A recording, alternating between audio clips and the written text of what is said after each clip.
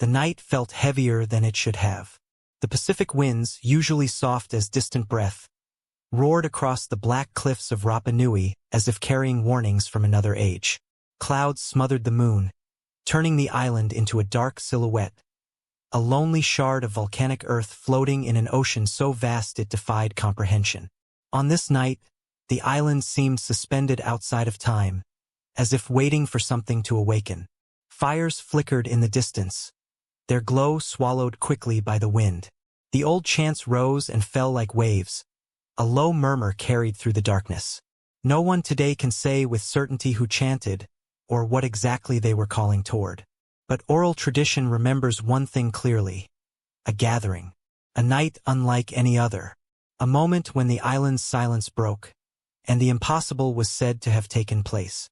Villagers spoke of shadows moving across the land, long before Europeans ever recorded their presence. Men and women huddled near their homes, clutching their cloaks, watching the outline of giants appear and vanish between ripples of lightning. It was not fear alone that froze them, it was recognition. These shapes were familiar, too familiar, monolithic, towering, unmistakable. The Moai, the ancestral guardians of their clans. But tonight they were not standing still. The chants grew louder, weaving through the storm like the heartbeat of a forgotten world. Deep, rhythmic, pulsing, not words but something older. Something meant not to be understood, but felt. According to legend, this sound resonated in the stone itself. The Moai, carved with meticulous devotion from the volcanic slopes of Reino Raraku, were believed to house the mana of powerful ancestors. And mana, the life force that moved everything from wind to water, was not a symbol to the ancient Rapa Nui people. It was real. It was present. It was active. Lightning split the sky, illuminating the cliffs for a heartbeat. In that flash, elders claimed they saw the impossible. The broad silhouettes of the Moai tilting ever so slightly, as if shifting weight from one side to the other. Not rolling, not sliding, not dragged by ropes or pushed by hands. They said the statues were walking, rocking forward, side to side, step by step, like giants striding through darkness. The storm drowned out breath and thought.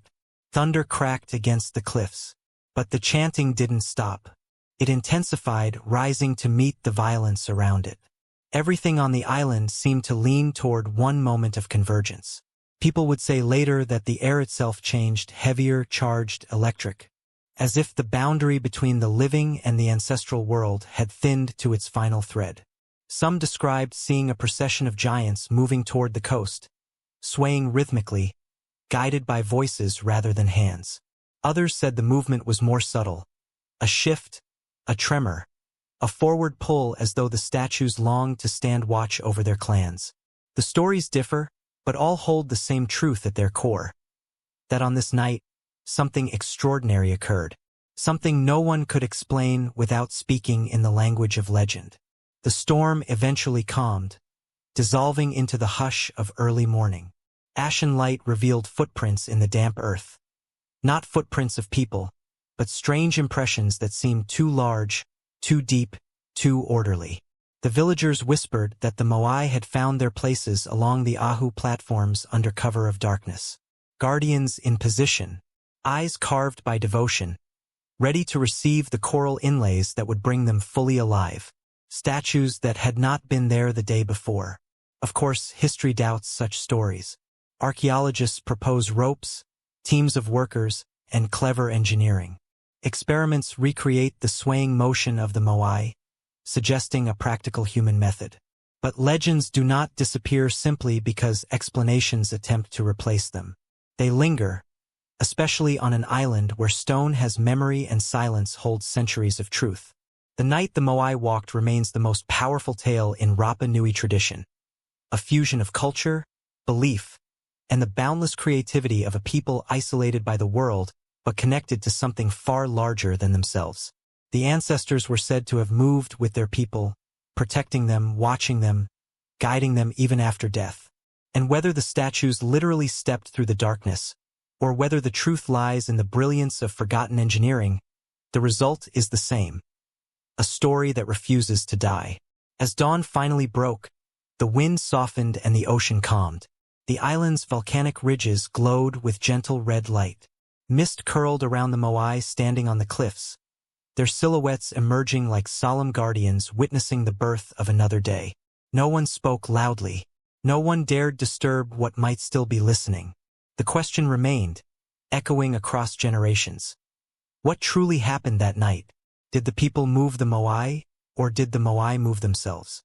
The answer lies somewhere in the space between stone and spirit, between myth and memory, waiting to be found in the deeper layers of Rapa Nui's history.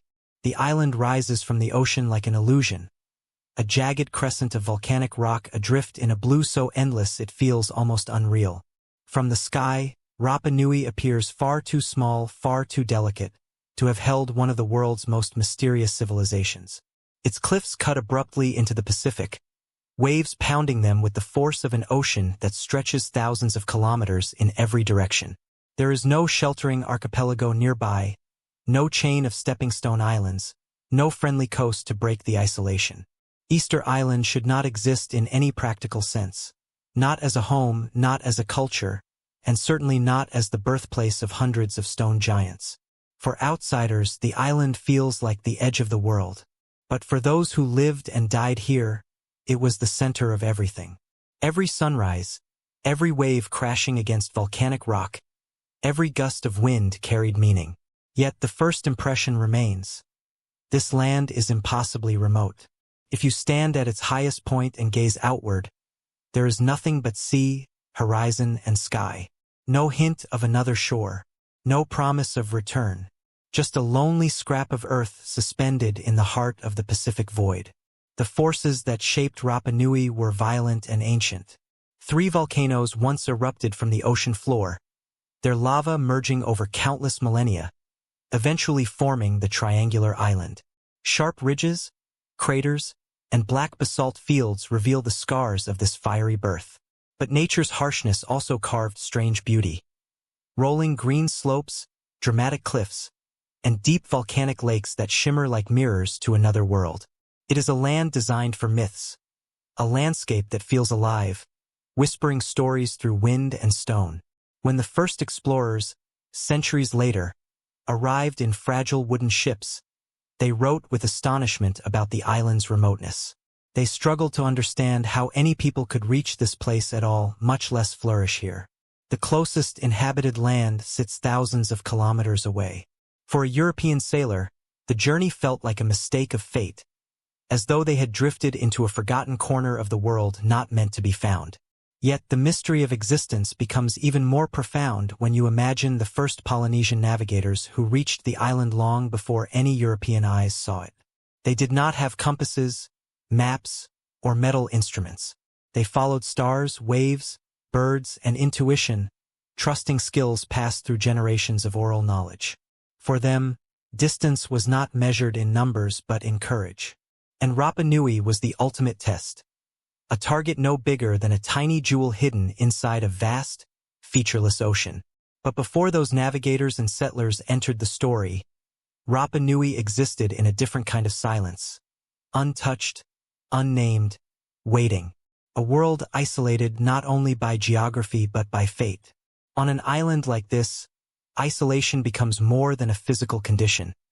It becomes an atmosphere, something you feel under your skin. The wind carries it. The terrain reflects it. Even the sky seems wider here, as if the heavens themselves acknowledge the island's detachment from the rest of humanity.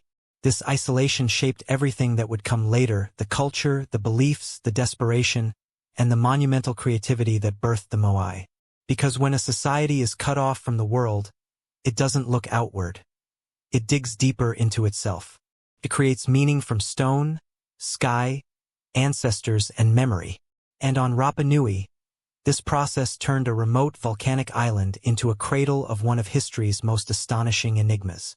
But the question remains, a question that hangs over every ridge and quarry on the island. How did the first people even find this place? How does a canoe, carved by hand and guided by stars, arrive at a pinpoint in the ocean with no landmarks, no signals, and no reason to believe land exists at all? The existence of the island is improbable enough. But the arrival of human life here borders on miraculous. The vast emptiness around Rapa Nui is not merely distance. It is a barrier that tests imagination itself. Sailors who reached it felt as though they had encountered a ghost island. For centuries, it remained outside the maps, outside global consciousness, outside the world's understanding of how human civilization spread. And that is the heart of the mystery. A tiny island that should have been unreachable becomes the setting for one of the most extraordinary cultural achievements ever recorded. The remoteness forces another thought, one both beautiful and unsettling. If Rapa Nui had never been discovered by humans, its landscape would still be here. The cliffs, the craters, the endless wind. But the Moai would never have existed. The island's destiny changed the moment human feet touched its soil, and those humans brought with them a worldview powerful enough to transform raw stone into living spirit. The island, therefore, is not just a backdrop. It is a character, one with moods, challenges, gifts, and dangers. A land that demands resourcefulness, unity, and belief. The people who settled here had to learn to live with limited freshwater, unpredictable weather, and a small ecosystem that could be exhausted if handled carelessly. Every decision mattered. Every mistake echoed for generations. And in this crucible of isolation, something extraordinary began to take shape. The mysterious giants that now line its shores did not appear suddenly. Their story begins with the land itself, the volcanic bones of the island, the silence of its early days, and the impossible remoteness that made everything that happened here feel like an act of destiny. Understanding this loneliness, this vast separation, is the key to understanding why the people of Rapa Nui carved, raised, and revered the Moai with such devotion. The island shouldn't have supported such a monumental culture. It shouldn't have been reachable. It shouldn't have become home to legends that still challenge historians, scientists, and storytellers centuries later. But it did. And the arrival of the first Polynesian navigators will begin to unravel how an improbable island became the heart of an unforgettable human mystery. They set out into the unknown with nothing but the sky above them and the ocean beneath. No maps, no metal instruments, no written records, only memory, instinct, and a mastery of the natural world so deep it bordered on the supernatural. For the first Polynesian navigators, the Pacific was not an empty void. It was a living highway, filled with signs, rhythms, and whispers that only the most skilled could read. Their canoes, built from wood, fiber, and hope, carried families, tools, seeds, and stories across distances that should have been impossible. Imagine the beginning of such a voyage. A double-hulled canoe creaking under the weight of its passengers, its sails catching the faint breath of early morning winds. The ocean stretches out in every direction, horizon melting into horizon. An endless, shimmering blue with no landmarks to break its surface. The crew knows the risks. Storms, hunger, losing the way, vanishing into the nothingness where so many others had vanished before. Yet they push forward, because exploration is not a choice in their world. It is a calling woven into their culture. To them, the ocean is not an obstacle but a teacher. They study the stars the way others study scripture. Orion's belt, the Southern Cross, the curve of the Milky Way, each star path is a guidepost, each constellation a compass rose drawn across the heavens. At night, the sky becomes their map. At dawn, the rising sun marks their direction. In daylight, when the stars fade, they turn to the birds. Certain species fly far out to sea only to return to land in predictable patterns. Their departure angles, flight heights, and calls carry meaning. Even the smell of the breeze, the color of the clouds, and the shape of the waves can alert a navigator to distant land long before it appears. Wave patterns, especially, are a language. Swells bounce off unseen islands, creating subtle intersections in the water. An experienced navigator can feel these shifts through the canoe itself. A faint vibration, a change in rhythm, a strange stillness that signals something huge beneath the horizon. The crew might not see land for weeks, but their navigator can sense it like a memory. This knowledge was not written in books but carried in minds, passed down through chants, stories, and rituals. Each navigator held the ocean inside his mind like a living atlas. When he closed his eyes, he saw routes stretching across thousands of kilometers. When he opened them, he read the world with intuition sharpened by countless generations before him. The ocean tested them, but it also rewarded those who listened. Their journey toward the island that would become Rapa Nui was not a single leap but part of a greater movement, one of the most extraordinary migrations in human history. Polynesians spread across an area larger than all of Europe, mastering the most unpredictable environment on Earth. Their voyages took them to Hawaii, Aotearoa, Tahiti, and countless smaller islands. But the eastward push, deeper and deeper into the Pacific, demanded unmatched daring. Beyond a certain point, the islands thin out, becoming rare, isolated, and nearly invisible. This territory was the ocean's final challenge.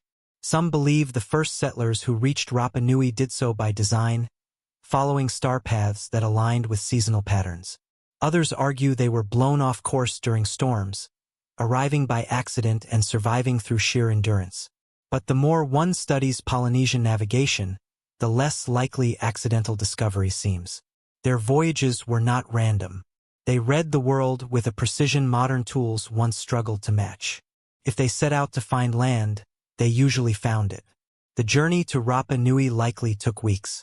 Days of blistering sun, nights where the sky shimmered with stars like scattered bone fragments, and long stretches where the wind died, leaving the canoe drifting helplessly. Freshwater jars, carefully rationed, grew lighter. Hunger became a constant companion. There must have been fear, arguments, moments where faith faltered. But still, they pressed onward. Then, one morning, perhaps after days of silence, a bird appears. A white tern, flying low and purposeful. To the navigator, this is not coincidence. It is a message. Land is near. Minutes stretch into hours as the canoe pushes forward, eyes scanning the horizon. Suddenly, a jagged line breaks the boundary between sea and sky. At first it seems like a cloud, then a shadow, then unmistakably the dark outline of volcanic cliffs rising from the ocean. Relief floods the canoe. Voices rise in chants of gratitude. They had found it. A lost piece of the world, untouched and waiting. When the crew first stepped onto its black stone shores, they must have felt awe and uncertainty. The land was fertile but strange. No familiar fruit trees, no neighboring islands, only wind and vast solitude. But the explorers saw potential. They saw a home. They saw a place where generations could grow, worship, and build. In their minds, they carried the ancestors. In their hearts, they carried the knowledge of the stars. And on this remote island, so small, so impossibly far from everything, they planted the seeds of a culture that would one day carve the Moai, raise colossal altars, and create a legacy that would mystify the world for centuries. Their arrival did not simply mark the beginning of settlement. It marked the dawn of a new story, one shaped by ingenuity, resilience, and belief. And as these first navigators explored the island's slopes and cliffs, they felt something else rising within them, a connection, a sense that this land was not random, that their journey had led them exactly where they were meant to be. From these first footsteps began the transformation of an empty volcanic island into one of the most symbolically rich places on Earth. And the landscape they discovered would soon give birth to ideas, cultures, and traditions unlike anything the world had ever seen, including the rise of the stone giants that would someday walk the island's darkened nights. When the first settlers walked inland from the rocky shore, they entered a world that felt ancient even in their own time. The land rose and fell in great volcanic curves, shaped by forces far older than memory. Jagged craters crowned the horizon, their rims sharp against the sky, while sweeping slopes of black basalt stretched downward like hardened rivers frozen mid-flow. Yet among this harshness lay pockets of surprising softness. Grasslands, fertile soil, and deep volcanic lakes shimmering inside massive calderas. It was a place both welcoming and intimidating, beautiful and unforgiving. What struck the settlers most was the silence. Not the gentle quiet of forests or the rustle of leaves, but a vast, heavy silence shaped by isolation itself. No animal calls echoed across the hills. No familiar birds inhabited the trees.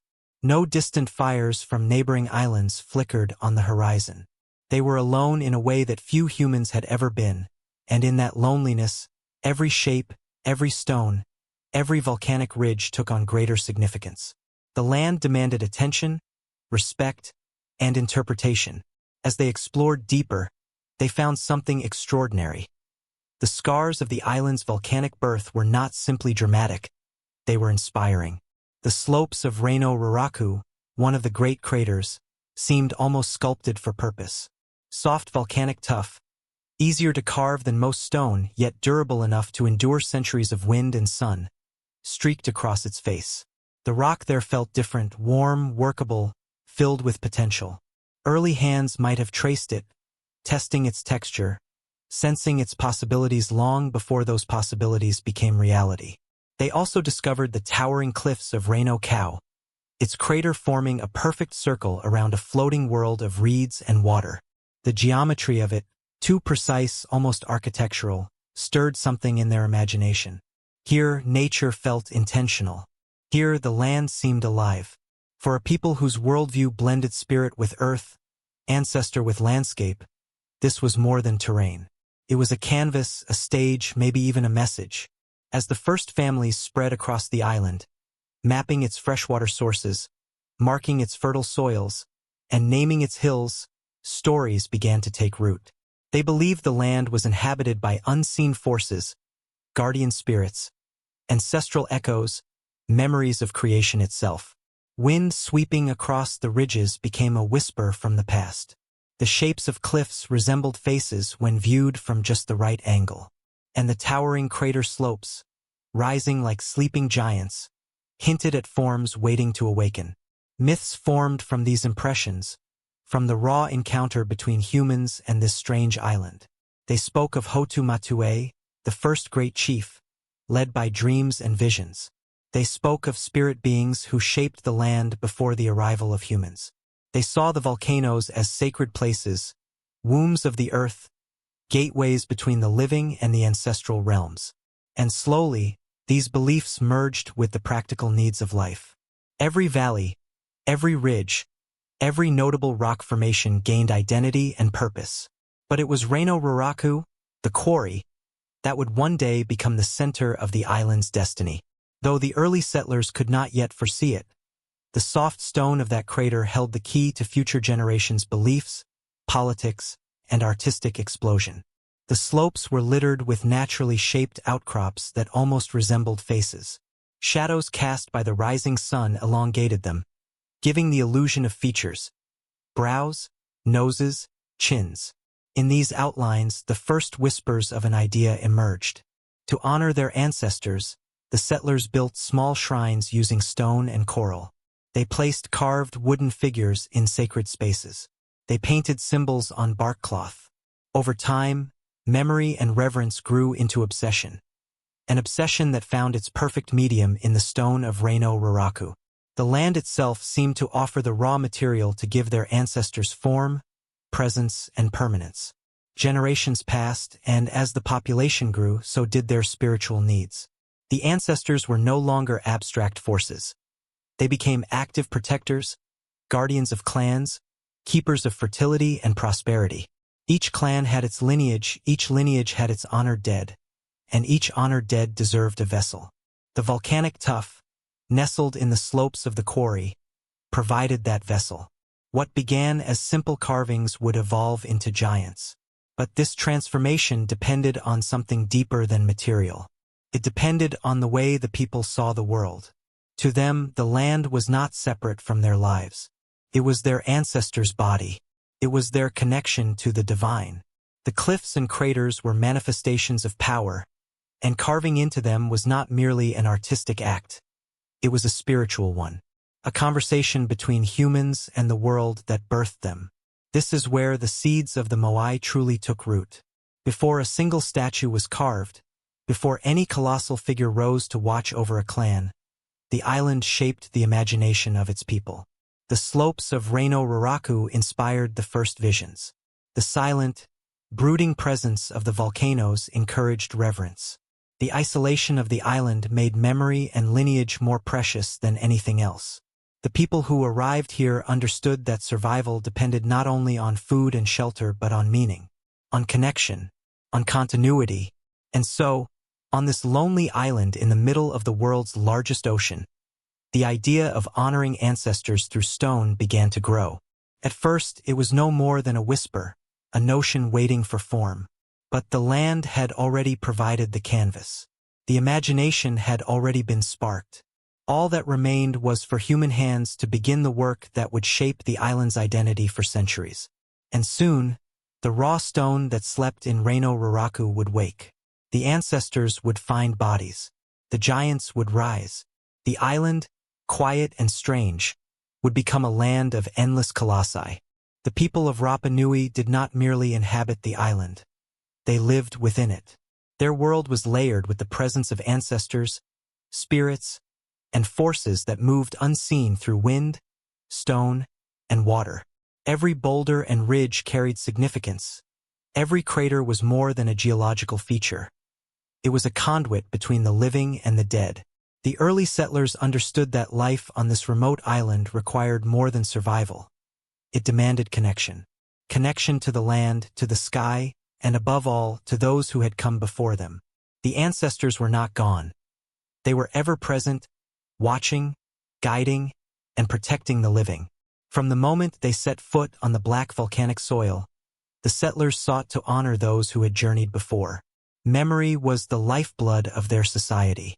Oral traditions recounted every hardship, every voyage, every decision that had brought them to this far corner of the Pacific. Stories were not mere tales. They were vessels of wisdom, sacred instructions embedded in myth and ritual.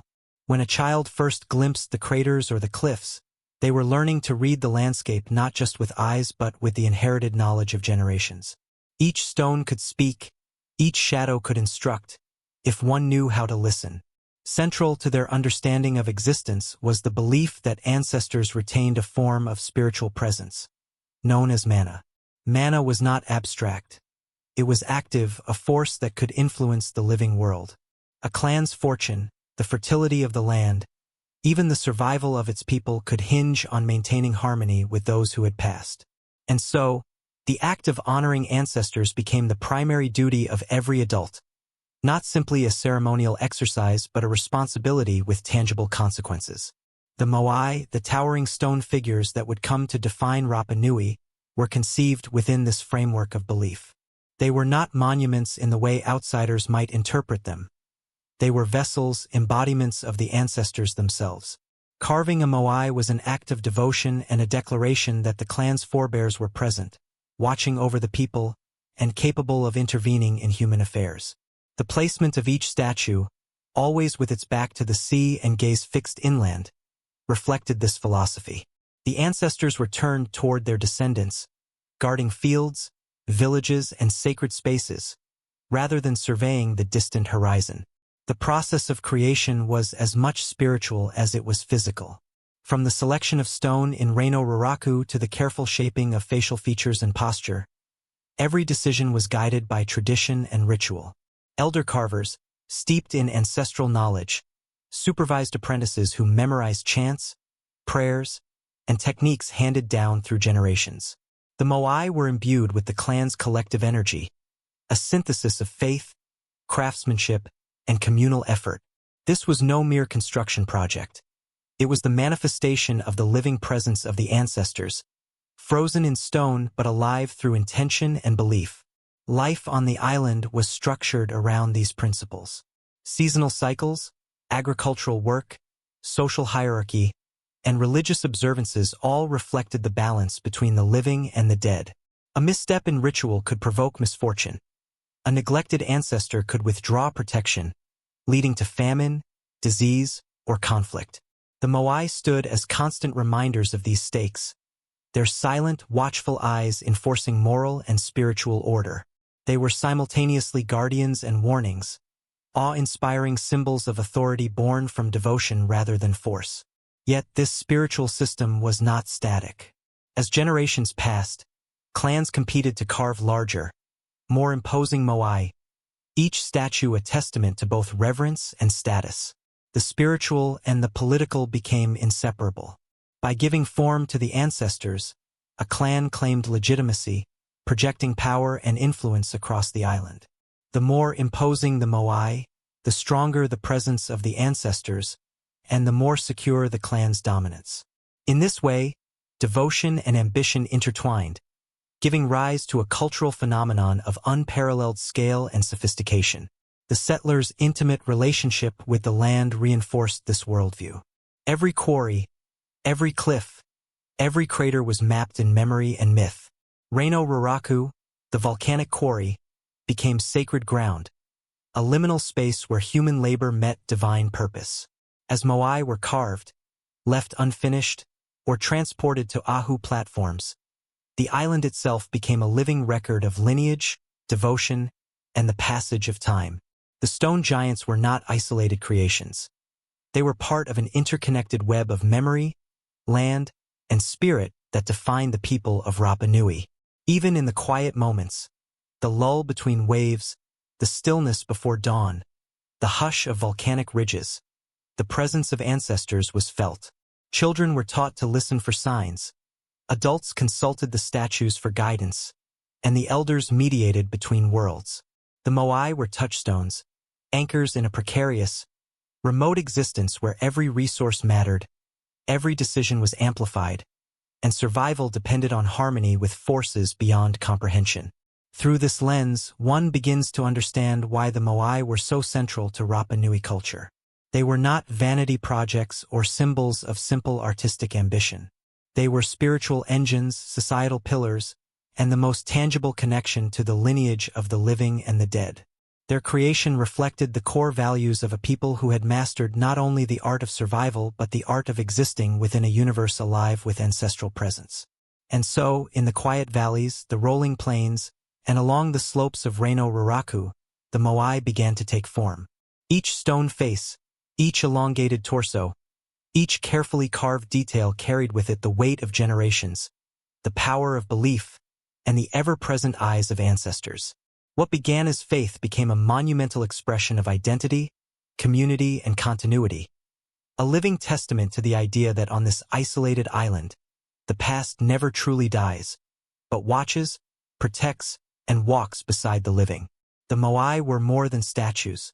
They were the ancestors, they were the land, and they were the people themselves, immortalized in stone. In this way, the spiritual worldview of Rapa Nui transformed raw volcanic rock into a language of devotion, a language that spoke across centuries, whispering secrets that even today challenge our understanding of belief, power, and the enduring force of memory. The slopes of Reno Raraku stretched endlessly, a volcanic amphitheater of tuff and basalt, where the soft stone seemed almost to breathe beneath the hands of its first carvers. This was the birthplace of the Moai, the quarry where raw rock, jagged and unshaped, would be transformed into the silent, watchful guardians of Rapa Nui. Hundreds of partially carved figures lay scattered across the slopes, some still fused to the rock from which they were born, others lying toppled as if in mid-motion, abandoned or paused for reasons now lost to history. Walking among them was like stepping into a frozen cathedral, a place where labor, devotion, and belief merged into monumental forms. The quarry was no ordinary workspace. Its terraces and ridges formed natural platforms, and the stone itself was ideal for carving. Relatively soft, yet enduring, it allowed for precision in shaping faces, torsos, and elongated heads. Carvers could etch fine details into the volcanic tuff, the arch of an eyebrow, the slope of a nose, the curve of a mouth, while leaving the broader forms intact. Even unfinished statues radiated presence, their rough-hewn forms suggesting gestures and gazes that seemed to transcend stone. To the people of Rapa Nui, these figures were more than art. They were living ancestors, embodiments of mana, eternal witnesses to life on the island. Among the partially carved Moai, one could see the process of creation frozen in time. Some statues were still attached at the back to the volcanic cliff, their torsos and faces beginning to emerge as the chisels and adzes of skilled artisans shaped them. Others lay prone, the work seemingly abandoned halfway through. Scholars and visitors have long marveled at the unfinished forms, noting the sudden pauses in work, as though the stone itself demanded respect and caution. Perhaps the carvers encountered flaws in the rock, perhaps ritual dictated the timing, or perhaps human labor simply reached its limit. Whatever the cause, each incomplete moai tells a story of human persistence, ambition, and reverence. The quarry was a place of rhythm and repetition. Teams of carvers, guided by elders, worked in synchrony, chipping, shaping, and smoothing, their movements guided by chants and prayers. Apprentices learned by imitation, tracing the motions of their masters while internalizing the spiritual significance of each strike.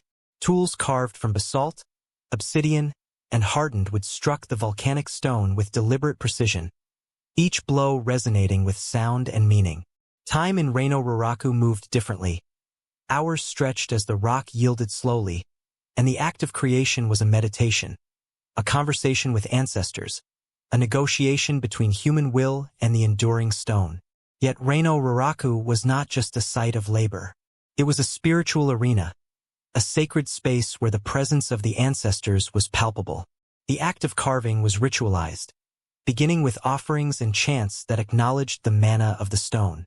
Carvers believed that the stone held latent life, that to disturb it without reverence risked angering the spirits. As each moai emerged, it absorbed the energy of its creators and the prayers of the community, becoming a vessel through which ancestors could watch over the living. In this way, Reino Raraku was as much temple as quarry, as much altar as workshop. The placement of the moai in the quarry itself reflected an understanding of the island's topography. Statues were oriented with consideration for sunlight, wind, and gravity, and larger, more significant figures occupied higher terraces. The stone's natural variations were used to advantage. Veins and cracks were integrated into designs, adding subtle detail and character. Some moai were begun but never completed, leaving them to stand as ghostly intermediaries between raw rock and the perfected forms that would eventually be transported across the island. The quarry became a library of possibility, each figure a page recording techniques, styles, and spiritual intent. Even in their unfinished state, the moai conveyed a sense of weight and balance. Their elongated forms and forward-leaning torsos hinted at motion, a deliberate design choice that would later facilitate the statue's walking to ahu platforms. Scholars have noted that the unfinished moai reveal the ingenuity of their creators. The careful shaping of the base, the distribution of mass, and the curvature of the figures suggest that the Rapa Nui understood principles of physics long before formal study. Every strike of the chisel, every smoothing of the surface, was informed not just by aesthetic or spiritual considerations but by a profound, practical knowledge embedded in generations of observation and experimentation. The quarry also tells a story of the human scale of ambition. To move even one of these colossal figures from the slopes of Reino Raraku to the ceremonial platforms required immense coordination, planning, and effort. The presence of partially carved moai demonstrates that this was not a haphazard endeavor. It was a systematic, intentional process. Each figure represented months of labor, collective dedication, and a link between the living and the dead. The sheer number of statues at the quarry, many hundreds, of varying sizes and stages of completion, reveals the extraordinary cultural priority placed on these creations. They were the lifeblood of social, spiritual, and political identity on the island.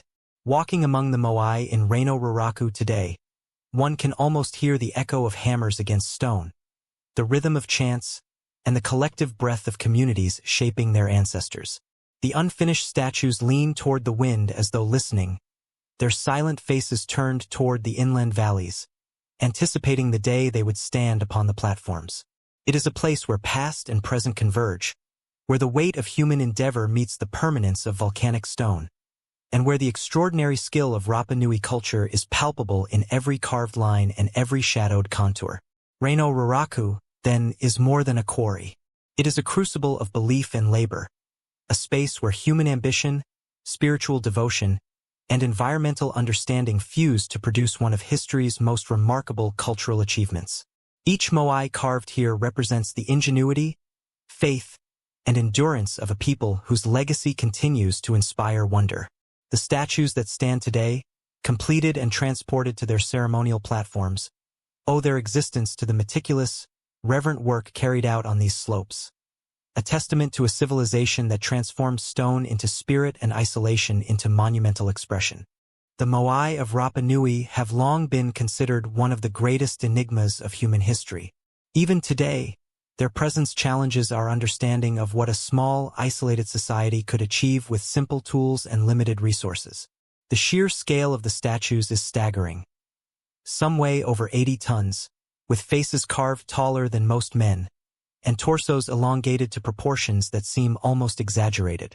Moving a single Moai from the slopes of Reino Raraku to a distant Ahu platform required not just brute force but ingenuity, coordination, and knowledge of physics that modern researchers still marvel at. For centuries, this feat seemed impossible, and scholars often dismissed the stories of walking statues as myth or exaggeration.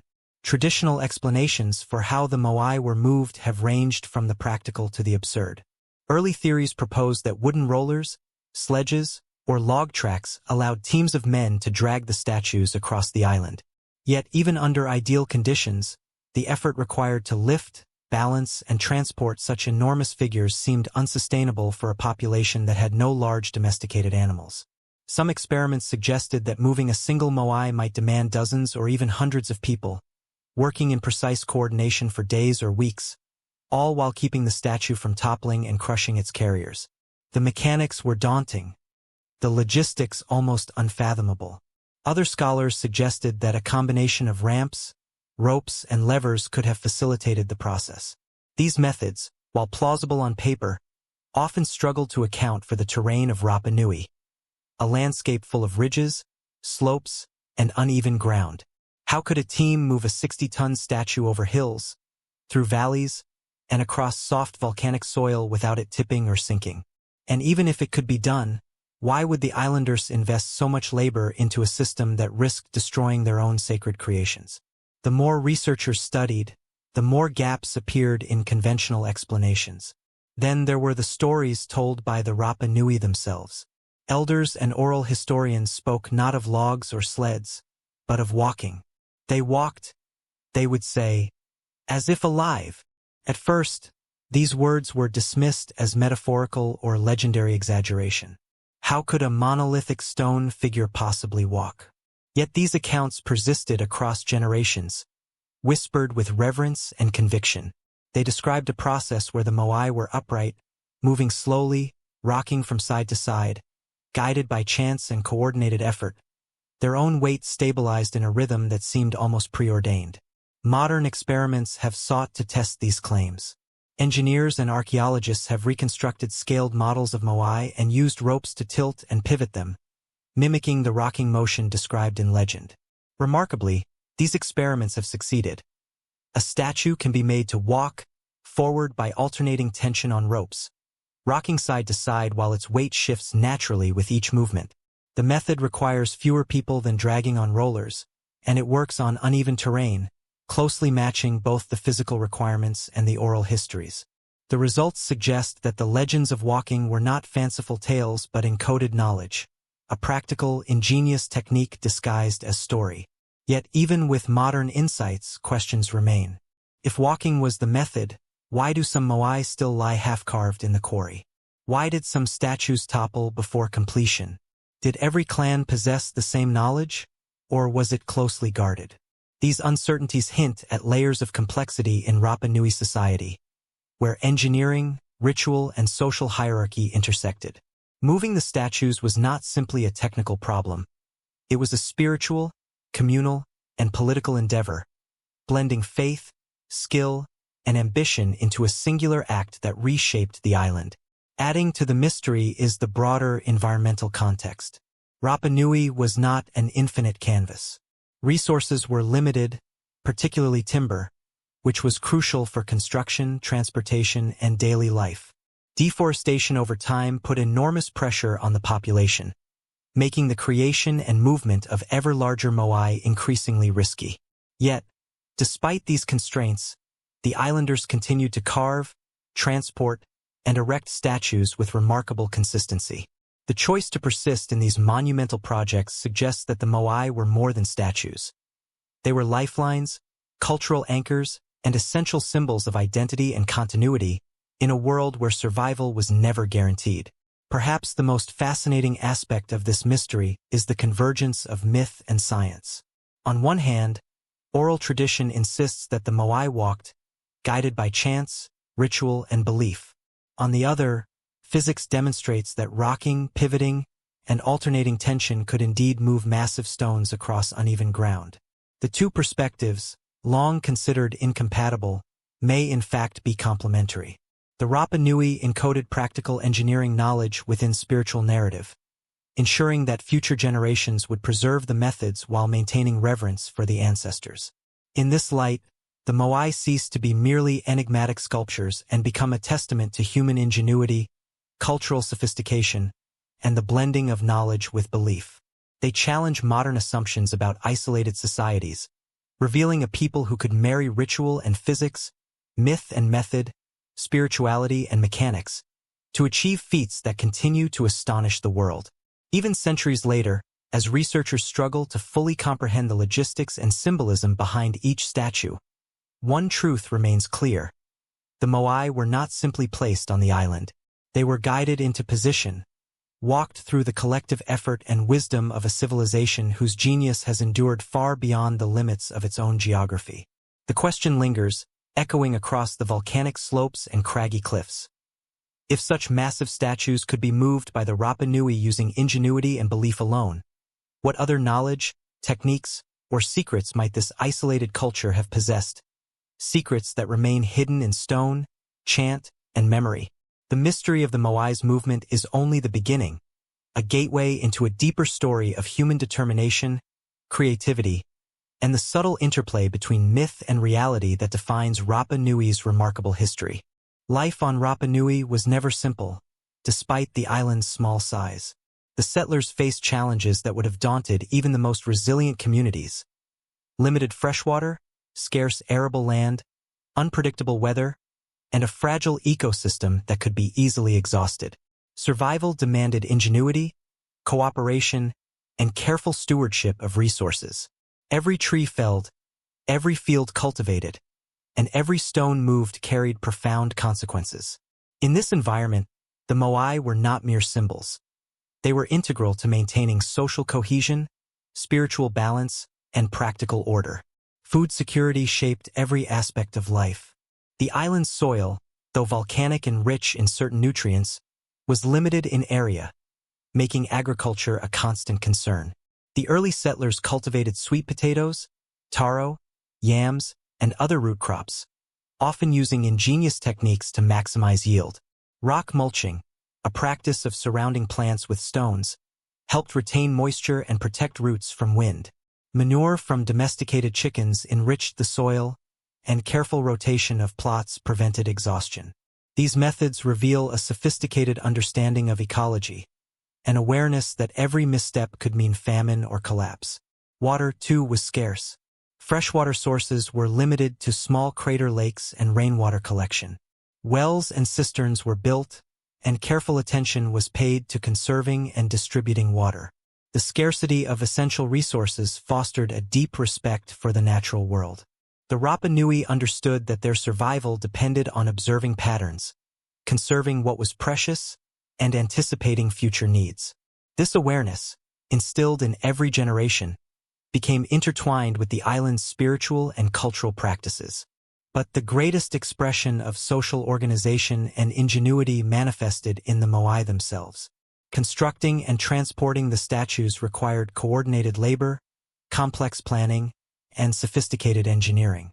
Carving a single figure could take months, sometimes years, demanding teams of artisans who worked under the guidance of elders steeped in ritual knowledge. Once completed, moving a Moai to its Ahu platform was a monumental communal endeavor. Entire villages were involved in orchestrating the effort, coordinating the chants, ropes, and movements that would bring the statues to life in their intended positions. This monumental labor was not merely practical. It reinforced social hierarchy and spiritual authority. Clans competed to erect the largest, most imposing statues, demonstrating both devotion to their ancestors and their power over resources and labor. Success in these projects legitimized leadership and asserted status within the community. The Moai thus became a focal point for both spiritual belief and political organization, a unifying yet competitive force that bound people together while defining individual and clan identity. Environmental pressures compounded these challenges. Over time, deforestation, likely driven by the need for wood in construction, transport, and fire, altered the landscape dramatically. Palm forests disappeared, soil erosion increased, and certain species of birds vanished. These changes intensified the difficulty of survival and placed additional stress on social systems.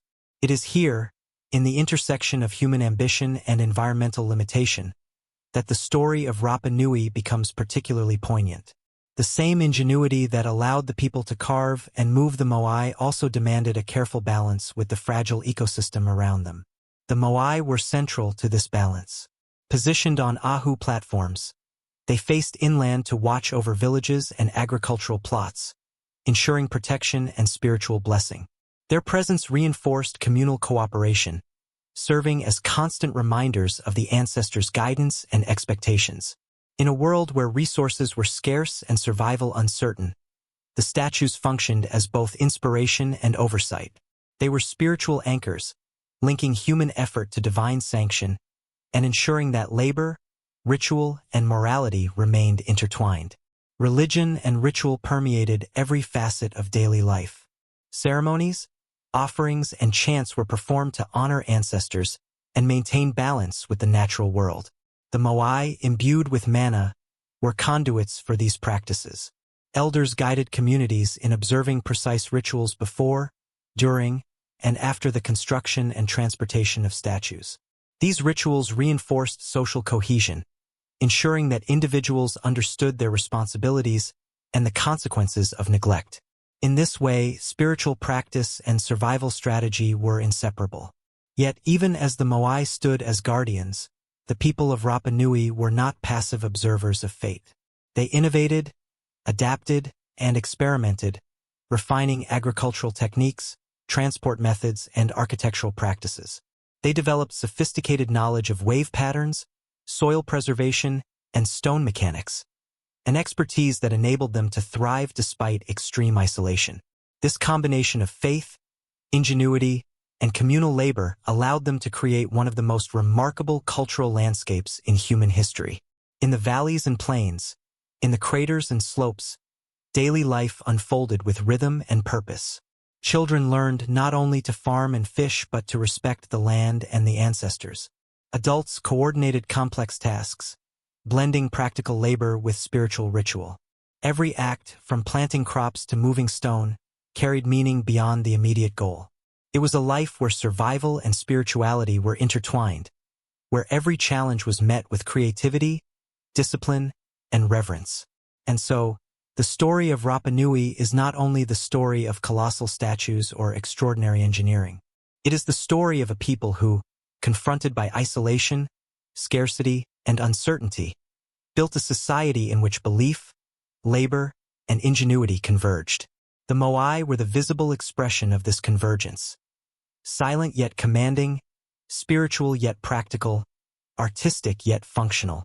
Through them, we glimpse a civilization that transformed adversity into achievement, shaping an enduring legacy that continues to captivate the world.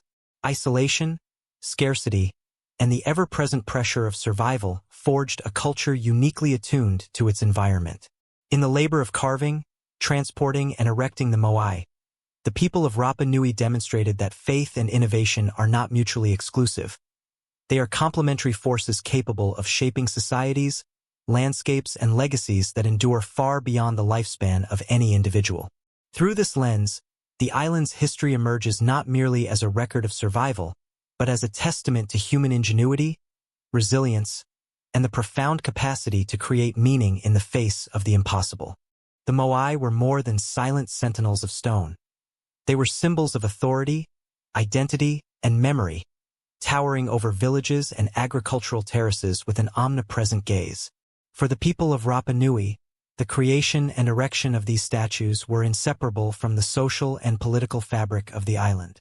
Every Moai embodied the mana of an ancestor, and the size, craftsmanship, and placement of each figure reflected the status of the clan it represented. In this way, the statues were not merely spiritual instruments but markers of power, legitimacy, and competition within the community. Clans competed fiercely to carve the largest, most elaborate figures. Some Moai rose nearly 30 feet high, with intricately carved facial features, elongated ears, and stylized torsos. These statues required enormous planning, resources, and labor.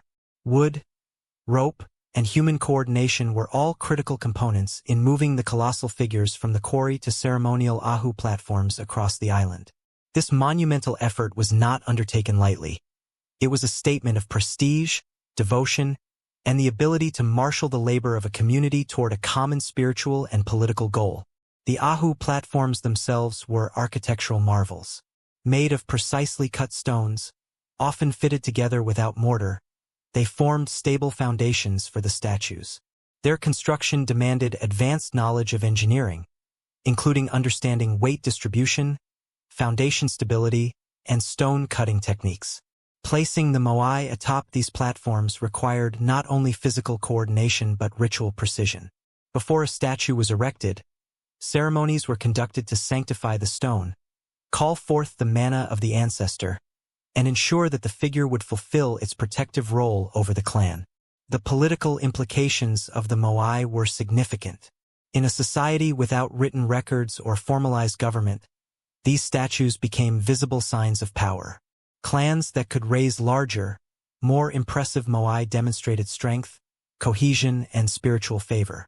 The presence of multiple statues in a single area could create a sense of dominance, subtly influencing alliances, rivalries, and social hierarchy. These monuments served as both spiritual and political tools, reinforcing the authority of leaders while connecting the living to their ancestral past. Yet the creation of the Moai was fraught with challenges. The island's resources were finite. Trees were felled for rollers and levers, stone was quarried from delicate volcanic slopes, and the manpower required to transport and erect each statue was immense. Environmental pressures intensified the stakes, as deforestation and soil erosion threatened both agriculture and the capacity to maintain large-scale projects. In this context, the Moai were not merely cultural expressions but tests of communal resilience and resource management. Successfully completing a statue validated a clan's ability to lead and survive. Ritual was inseparable from labor. Chanting, offerings, and ceremonial acts accompanied every stage of a Moai's creation, from selecting the stone to carving details to moving it across the island. The chants and prayers were more than spiritual formalities. They coordinated labor, maintained morale, and embedded the entire process within a framework of meaning. Through ritual, every strike of the chisel, every tug on a rope, and every placement of a stone became an act of devotion. The Moai were animated by collective belief, turning raw material into a vessel of ancestral presence. The statues also reflected a sophisticated understanding of balance, physics, and geometry. Their elongated proportions were not arbitrary. The center of gravity was carefully managed to allow upright movement, a principle critical to the walking methods used to transport them. Minor adjustments to the base or curvature of the torso could facilitate motion across uneven terrain. The Rapa Nui combined empirical observation with traditional knowledge, encoding practical techniques into ritual and oral instruction, ensuring that each generation could replicate the feats of their predecessors. Social cohesion was strengthened through the collaborative effort of building Moai. Entire villages coordinated their labor, with roles assigned according to skill, age, and social status. Carvers, rope handlers, planners, and ritual specialists all worked in concert. This massive communal undertaking required trust, organization, and communication, reinforcing bonds within the clan while promoting collective identity.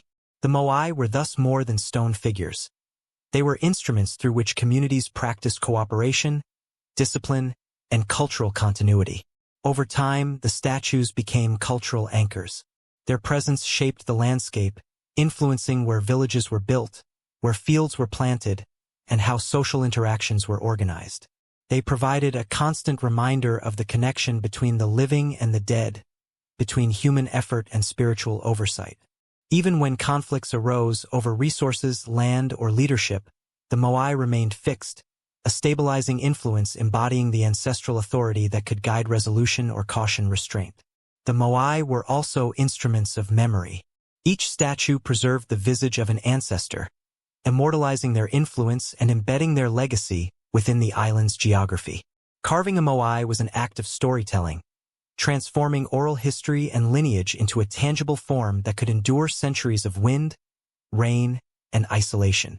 In this sense, the Moai were archives, preserving genealogies, spiritual teachings, and communal achievements in a medium that transcended the fragility of human life.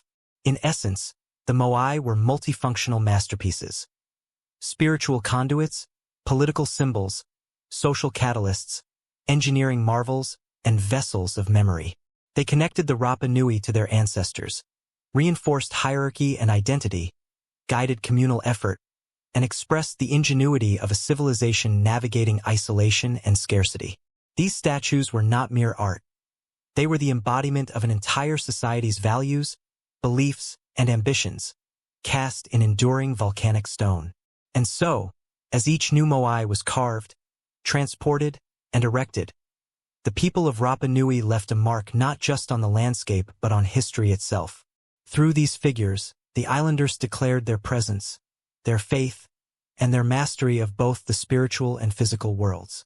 The Moai were silent witnesses to life, death, ambition, and devotion, a testament to the extraordinary vision of a civilization that transformed isolation into one of humanity's most enduring and awe-inspiring legacies. The ceremonial platforms, or ahu, upon which the Moai were raised, were far more than simple bases. They were sacred stages, architectural achievements, and the physical embodiment of a complex social and spiritual order.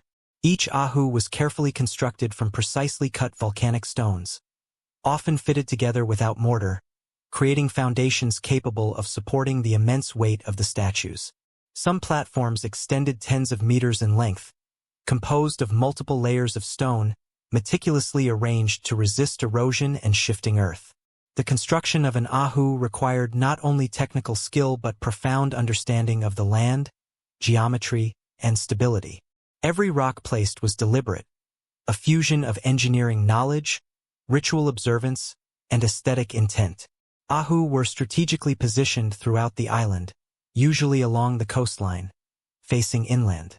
This orientation reflected the cultural and spiritual priorities of the Rapa Nui.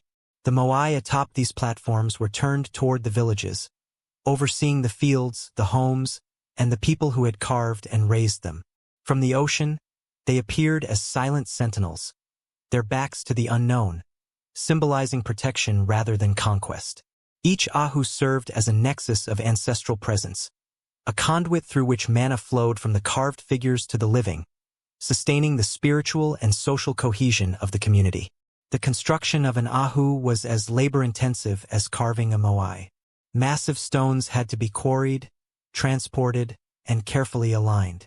Unlike the statues, which often required rocking or walking techniques to move, the stones for the ahu demanded precise placement to create level, durable platforms. Some of the stones were enormous, weighing several tons, yet they were maneuvered into position without modern machinery. The process required careful planning, coordination among many individuals, and an intimate understanding of the physical properties of the rock. This labor was not merely practical. It was ritualized, with chants, offerings, and ceremonial guidance ensuring that each stone was imbued with spiritual significance. Beyond their practical and spiritual functions, ahu platforms were social and political instruments. The scale, complexity, and location of an ahu reflected the status and power of the clan responsible for its construction. Larger platforms with multiple Moai signaled dominance, wealth, and prestige, while smaller ahu indicated more modest status. In this sense, the platforms were both literal and figurative foundations of authority, translating ancestral veneration into visible markers of influence and control. They codified the social hierarchy in stone, visible to all who approached or passed by. The platforms were often sites of ritual activity. Ceremonies and offerings took place on or near the ahu, reinforcing the connection between the living and the ancestors represented by the Moai. These events were essential to maintaining spiritual balance, ensuring that the ancestors' mana continued to bless crops, protect families, and sustain social harmony. Rituals might include chants, dances, feasts, and the placement of sacred objects, all conducted under the guidance of elders or religious leaders. In this way, the Ahu were both functional and sacred, blending practicality, devotion, and symbolism into a single monumental expression. Archaeological evidence suggests that the construction of Ahu was a continuous process. Over generations, platforms were expanded, repaired, or enhanced, reflecting changes in social dynamics, religious practices, and technical expertise. Some sites show multiple layers of stones, indicating successive phases of construction. Others contain signs of repair or modification, suggesting that the Ahu were living structures, maintained and adapted over time to meet the evolving needs of the community. This ongoing labor underscores the central role of Ahu in Rapa Nui culture, linking past, present, and future through stone, labor, and devotion. The scale of these platforms also indicates remarkable organizational capability. Coordinating the quarrying, transport, and placement of massive stones required careful planning, division of labor, and collective effort. These projects were more than construction tasks. They were demonstrations of social cohesion and shared purpose. In completing an Ahu, a clan reaffirmed its ability to marshal resources, guide skilled labor, and maintain cultural traditions. The act of building a platform was itself a statement of unity and identity, a tangible manifestation of communal achievement. Some Ahu were further adorned with additional elements, such as ceremonial stone arrangements, carved details, or even secondary statues placed nearby. These embellishments added layers of meaning and aesthetic complexity, transforming the platforms into focal points of visual, spiritual, and cultural expression. Each feature had significance, contributing to the narrative of lineage, devotion, and status that the Moai themselves embodied. In essence, the Ahu were the stage upon which the story of Rapa Nui was enacted. They framed the Moai, amplified their presence, and reinforced the interconnectedness of spiritual, social, and political life. Without these platforms, the statues would be isolated. With them, the Moai became dynamic actors in a carefully orchestrated cultural drama. The combination of skillful construction, spiritual ritual, and social significance illustrates the extraordinary ingenuity and sophistication of the Rapa Nui civilization. Through the Ahu, we see a society capable of uniting immense technical knowledge with deeply held spiritual beliefs. They reveal a culture in which labor, devotion, and ambition converge to produce a landscape of extraordinary symbolic power. Each platform, each stone, each Moai perched upon it, is a testament to the ability of humans to transform isolation, scarcity, and challenge into enduring beauty, meaning, and cultural legacy. The Ahu were not just foundations for statues. They were foundations for society itself, anchoring the Rapa Nui people to their ancestors, their land, and their shared destiny. The Moai of Easter Island were not static monuments. They were dynamic symbols of identity, belief, and social order. Once placed on their Ahu platforms, these statues became the center of community life, integrating spiritual practice, social cohesion, and political authority. They were omnipresent in daily activities, silently overseeing fields, villages, and ceremonial spaces. Their eyes, once inset with coral and obsidian, gazed toward the inland settlements, a constant reminder of ancestral vigilance. To the Rapa Nui, the Moai were not merely representations of the dead. They were active participants in the life of the living, guardians whose mana influenced everything from crop fertility to interpersonal relations. The placement of each Moai on its Ahu was deliberate and symbolic. Larger statues often corresponded to more powerful clans, and the careful positioning reflected the social and spiritual hierarchy of the island. The orientation of the figures, their height relative to the platform, and the spacing between statues were all meaningful decisions, codifying both lineage and status in physical form. Through these arrangements, the Rapa Nui translated social complexity into a visible landscape, making the hierarchy and spiritual priorities tangible to all who observed them. Life around the Ahu was punctuated by ritual and ceremony. Communities gathered to honor the ancestors, presenting offerings of food, feathers, or small carved objects at the base of the statues. Chanting and dances accompanied these rites, reinforcing cultural memory and ensuring the continuation of mana through communal action. These ceremonies were both spiritual and practical. They reminded the living of their responsibilities to each other and to the ancestors, reinforcing social cohesion, discipline, and cooperation. In this way, the Moai were not passive figures but active agents in the moral and spiritual life of the community. The statues also played a role in political negotiation and rivalry. Clans measured prestige through the scale and craftsmanship of their Moai, and successful construction and erection could enhance a clan's influence. Competition was encoded in stone.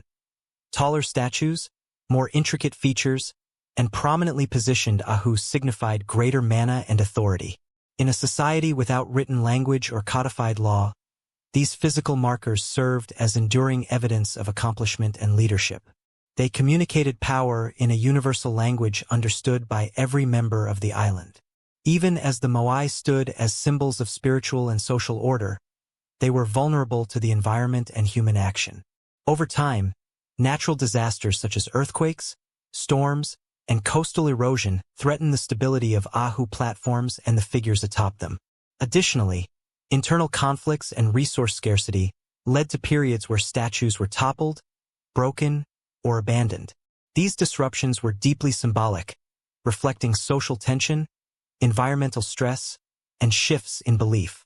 The fallen Moai became potent reminders that authority, power, and spiritual favor were not immutable, but contingent on human action and environmental balance. Archaeological evidence also suggests that the Moai were occasionally modified after erection. Some figures were recarved, had features emphasized, or were adorned with pukeo, cylindrical stone, hats made of red scoria, symbolizing status, ceremonial significance, or spiritual enhancement. These additions demonstrate that the Moai were dynamic entities within Rapa Nui culture, capable of evolving alongside the society that maintained and revered them. The modifications reinforced the statue's relevance, ensuring that each remained a potent symbol of power and devotion across generations. The interaction between the living and the Moai extended to social education. Children observed the labor, ritual, and reverence associated with these statues, internalizing lessons about responsibility, respect, and communal participation. Apprentices learned carving techniques in the quarry, and entire communities contributed to transportation and erection projects, embedding knowledge of engineering, ritual, and social coordination within the population. In this way, the Moai were pedagogical tools transmitting culture, belief, and practical expertise from one generation to the next. Through their silent presence, the Moai also communicated collective memory. Each statue preserved the visage of a revered ancestor, immortalizing lineage, history, and achievement in stone.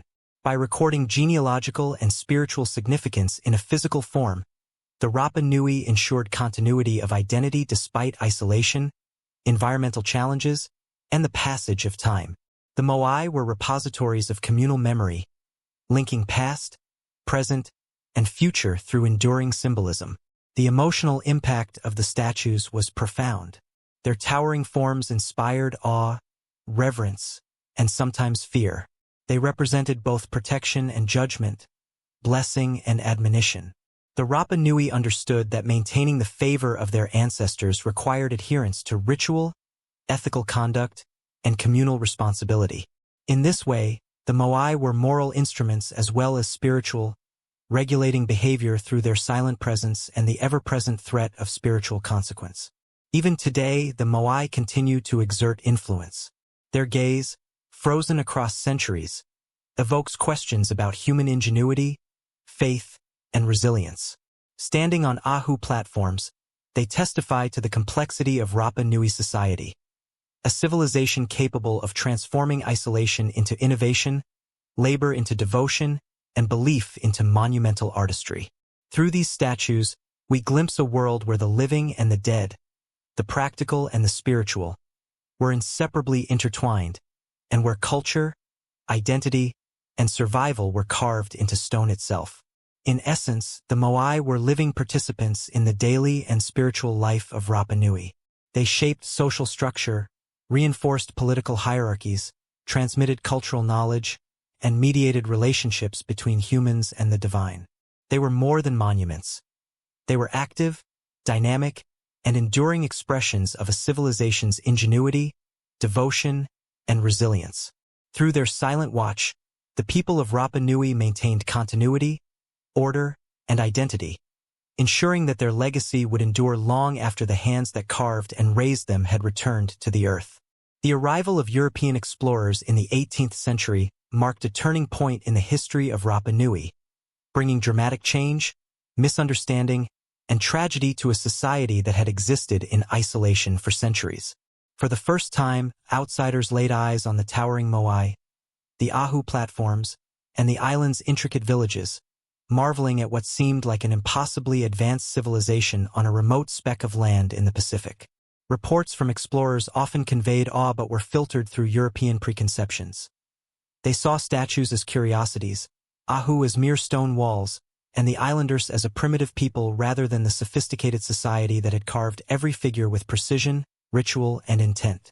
These accounts, while valuable, often misrepresented the depth of cultural and spiritual significance that the Moai embodied.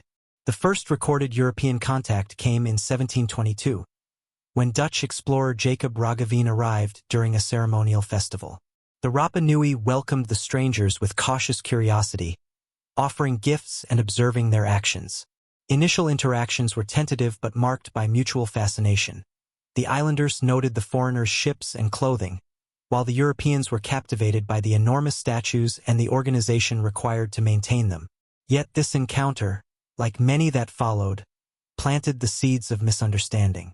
The explorers could not grasp the spiritual, social, and political complexity that had produced the Moai and Ahu, instead reducing the island to spectacle, curiosity, and exoticism. Over the following decades, contact with outsiders intensified. Missionaries, whalers, and traders brought goods, diseases, and disruptive influences that the Rapa Nui had never experienced. Epidemics, particularly smallpox and tuberculosis, decimated the population, reducing communities that once coordinated the construction of Moai to a fraction of their former size.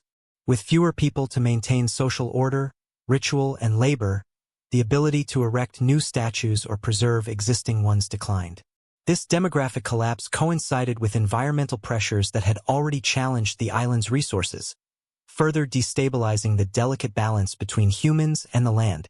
European arrival also introduced new social and economic dynamics that undermined traditional authority. Missionaries imposed foreign religious practices, discouraging indigenous rituals and redefining spiritual hierarchies. Traders and slave raiders exploited the population, sometimes abducting islanders for labor abroad. These disruptions eroded the clan-based structures that had coordinated monumental construction and maintained ancestral veneration. The Moai, once central to societal cohesion, became less relevant in a world dominated by disease, foreign power, and coercion. The statues remained, but their purpose and potency were diminished. Ironically, European fascination with the Moai contributed to their mystique in the broader world while simultaneously accelerating local cultural loss. Reports and sketches made by explorers fueled legends of a lost civilization, inspiring curiosity and speculation across continents. Yet this attention often failed to recognize that the islanders themselves were the creators and caretakers of these figures. By framing the Moai as enigmatic relics rather than living symbols of Rapa Nui society, Europeans inadvertently obscured the intricate systems of knowledge, labor, and ritual that had made their creation possible. Despite the challenges, the Rapa Nui adapted as best they could. Communities continued to care for the statues and platforms, performing rituals when possible and preserving knowledge orally. Some Moai were re-erected after falling, and ceremonial practices persisted in modified forms. These efforts demonstrate resilience and continuity. Even under external pressure, the spiritual and cultural significance of the Moai endured, bridging the gap between isolation and global contact. between ancestral presence and foreign observation. The European encounter also sparked early scientific and archaeological interest in the island. Scholars and travelers began to document the Moai systematically, measuring their height, weight, and location. Yet without an understanding of the methods used to carve, transport, and erect them, many theories were speculative or fantastical. Ideas of alien intervention, lost civilizations, or miraculous engineering proliferated, overshadowing the achievements of the Rapa Nui themselves. It would take centuries of careful research, experimentation, and collaboration with local knowledge keepers to begin to appreciate the sophistication of this island culture. In this period, the fragility of Rapa Nui society became painfully apparent. Disease, exploitation, and environmental pressure converged to create a crisis that no amount of spiritual guidance or ancestral protection could fully mitigate. The Moai, standing silently on their ahu, bore witness to the collapse of the very social systems that had created and sustained them. Their silent eyes, once charged with mana, now observed a people struggling to survive in a world that had intruded violently upon their isolation. European arrival, then, is not simply a story of discovery. It is a story of collision. Two worlds met, one shaped by centuries of tradition, spiritual belief, and communal labor, the other driven by exploration, commerce, and colonial ambition. The consequences were profound: demographic collapse, cultural disruption, and the erosion of practices that had allowed the Moai to retain their power and meaning. Yet, amid loss, the persistence of the statues, rituals, and oral traditions stands as a testament to the resilience of Rapa Nui culture. Through the lens of this contact, the Moai emerge as silent chroniclers of history. They are witnesses to the arrival of strangers, the devastation of disease, the imposition of foreign rule, and the remarkable capacity of a community to adapt and preserve its identity under extraordinary pressure. The European encounter, while disruptive, also set the stage for modern understanding, allowing the world to appreciate the complexity, ingenuity, and spiritual depth of Rapa Nui civilization, even as the islanders themselves bore the brunt of unprecedented change. Ultimately, the story of the Moai in the era of European contact illustrates both the vulnerability and resilience of human societies. The statues, enduring through centuries of upheaval, continue to bridge the past and present, offering insight into a culture that navigated isolation, environmental pressure, and external intrusion with ingenuity, devotion, and unwavering connection to its ancestors. They are not relics of a vanished world. They are living reminders of the endurance of human spirit and cultural memory, standing as testaments to the extraordinary achievements of Rapa Nui, even in the face of profound disruption. The cultural upheaval of the 19th century brought unprecedented challenges to the people of Rapa Nui, reshaping society in ways that would reverberate for generations. After decades of European contact, including the introduction of disease, slave raids, and foreign missionaries, the population of the island had plummeted to a fraction of its former size. Communities that had once coordinated the carving, transportation, and erection of Moai were now fragmented and struggling to survive. The intricate social structures that had maintained labor organization, spiritual observance, and political hierarchy were destabilized, leaving gaps that altered every aspect of life on the island. As the islanders contended with these external pressures, the Moai themselves became silent witnesses to the collapse of their cultural framework. Many statues were toppled during periods of internal conflict, which arose from competition over scarce resources and disputes exacerbated by the population decline. Fallen Moai were more than physical objects. They were symbolic markers of social upheaval. Their heads lay prostrate across the landscape, their once commanding presence now a reflection of disrupted spiritual and political order. For the Rapa Nui, these fallen figures were poignant reminders of loss, both human and cultural, and a visual testament to the fragility of even the most enduring creations. The arrival of missionaries further transformed the spiritual life of the island. Christian doctrine supplanted traditional beliefs, discouraging ceremonies, chants, and offerings that had sustained the mana of the Moai. Temples and ritual sites fell into disuse, and knowledge that had been carefully preserved through oral tradition faced erosion. Elders who had once guided carving projects and ceremonial practices found their authority diminished, while younger generations were instructed in foreign religious frameworks that lacked the intimate connection to the land, the ancestors, and the statues. The spiritual lifeblood that animated the Moai was threatened as the islanders struggled to reconcile ancestral traditions with imposed faith. Simultaneously, environmental degradation compounded these social challenges. Deforestation and soil erosion, which had begun centuries earlier due to the demands of transportation, construction, and daily life, now constrained the remaining population even further. Limited resources intensified competition, while the techniques required to erect new moai or maintain existing ones became nearly impossible to sustain. The combination of demographic collapse, religious transformation, and ecological strain created a perfect storm that disrupted the centuries-old balance between people, their statues, and the land. Despite these challenges, the Rapa Nui demonstrated remarkable resilience. Communities adapted by preserving knowledge through oral history, maintaining ritual practices in private or modified forms, and tending to the moai wherever possible. Some fallen statues were re-erected, reflecting both spiritual devotion and a desire to reclaim cultural identity amid adversity. These acts of restoration were more than practical repairs. They were declarations of continuity, affirming that despite external pressures and internal strife, the islanders remained connected to their ancestors, their beliefs, and their collective heritage. Conflict during this period also reveals the complex interplay between spirituality, social hierarchy, and human ambition. As clans vied for control over limited resources, disputes occasionally turned violent, and the moai became symbolic focal points in these struggles. Toppling a rival clan statue could serve as a public assertion of power, demonstrating both physical dominance and spiritual challenge. Yet even in acts of destruction, the moai retained a profound symbolic resonance, embodying the stakes of social competition and the persistent influence of ancestral authority. Archaeological studies of this era highlight the adaptive strategies employed by the Rapa Nui.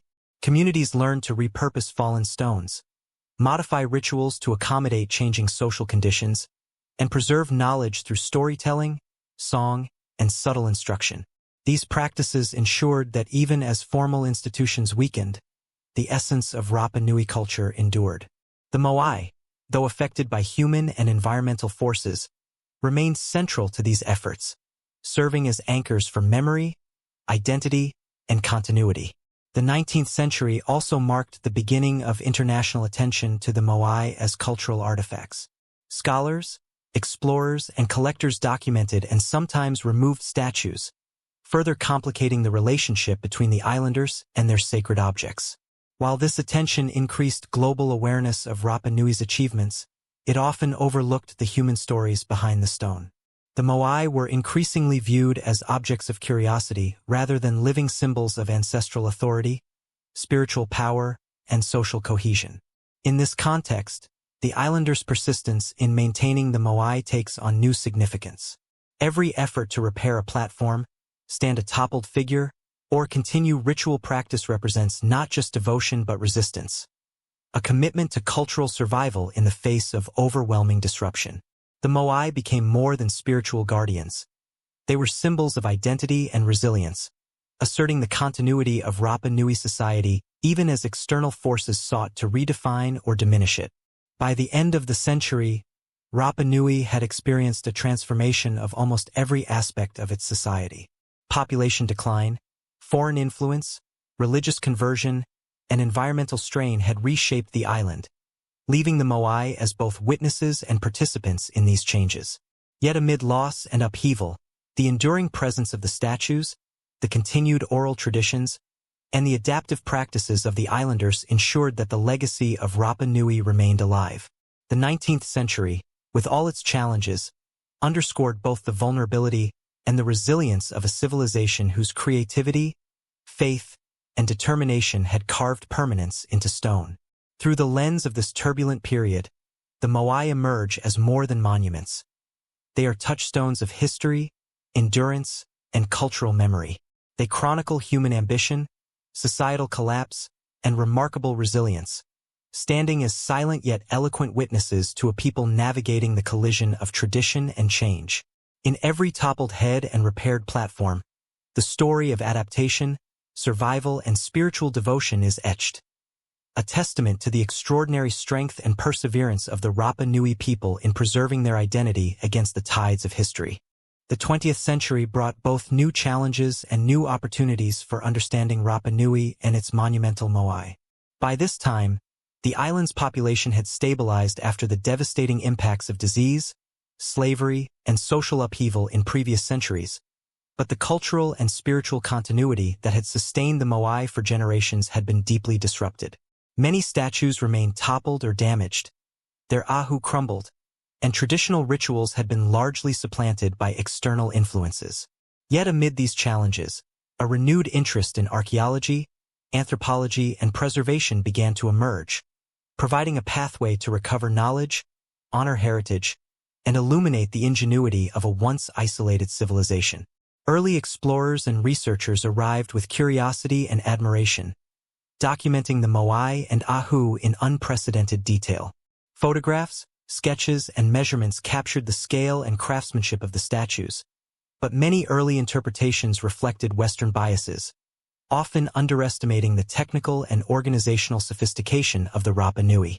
Theories abounded, some fantastical, some grounded in earnest inquiry, about how a small population could have carved and transported massive statues without modern tools or machinery. These investigations, though sometimes flawed, laid the groundwork for a deeper, more nuanced understanding of the island's culture and the extraordinary achievement represented by the Moai. At the same time, the Rapa Nui people themselves began to reclaim agency over their cultural heritage.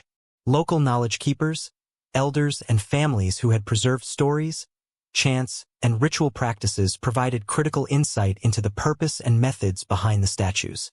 Their oral histories offered explanations of transportation techniques, ceremonial practices, and the symbolic meanings of specific statues and platforms. These accounts challenged purely mechanical interpretations of the Moai, revealing the integration of engineering, ritual, and social coordination. Through collaboration between researchers and the islanders, it became increasingly clear that the Moai were products of a sophisticated society that harmonized spiritual belief with practical knowledge.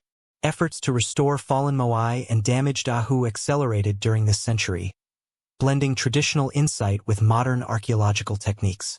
Teams carefully documented sites, studied construction methods, and experimented with techniques to re-erect statues. Some projects successfully returned Moai to upright positions, providing not only structural insight but also renewed spiritual and cultural significance for the local population. Restoration was both a technical challenge and a symbolic act, reconnecting the living community to its ancestors, reinforcing identity, and revitalizing a sense of collective achievement. Scientific advancements also deepened understanding of Rapa Nui's environmental history. Studies of deforestation, soil erosion, and climatic patterns revealed how human activity and ecological constraints had shaped the development, placement, and sustainability of the Moai. Archaeologists began to see the statues not simply as isolated objects of art, but as central elements in a broader environmental, social, and spiritual system. The combination of limited resources, labor organization, ritual practice, and ancestral veneration explained both the ingenuity and the eventual challenges faced by the islanders in sustaining monumental construction.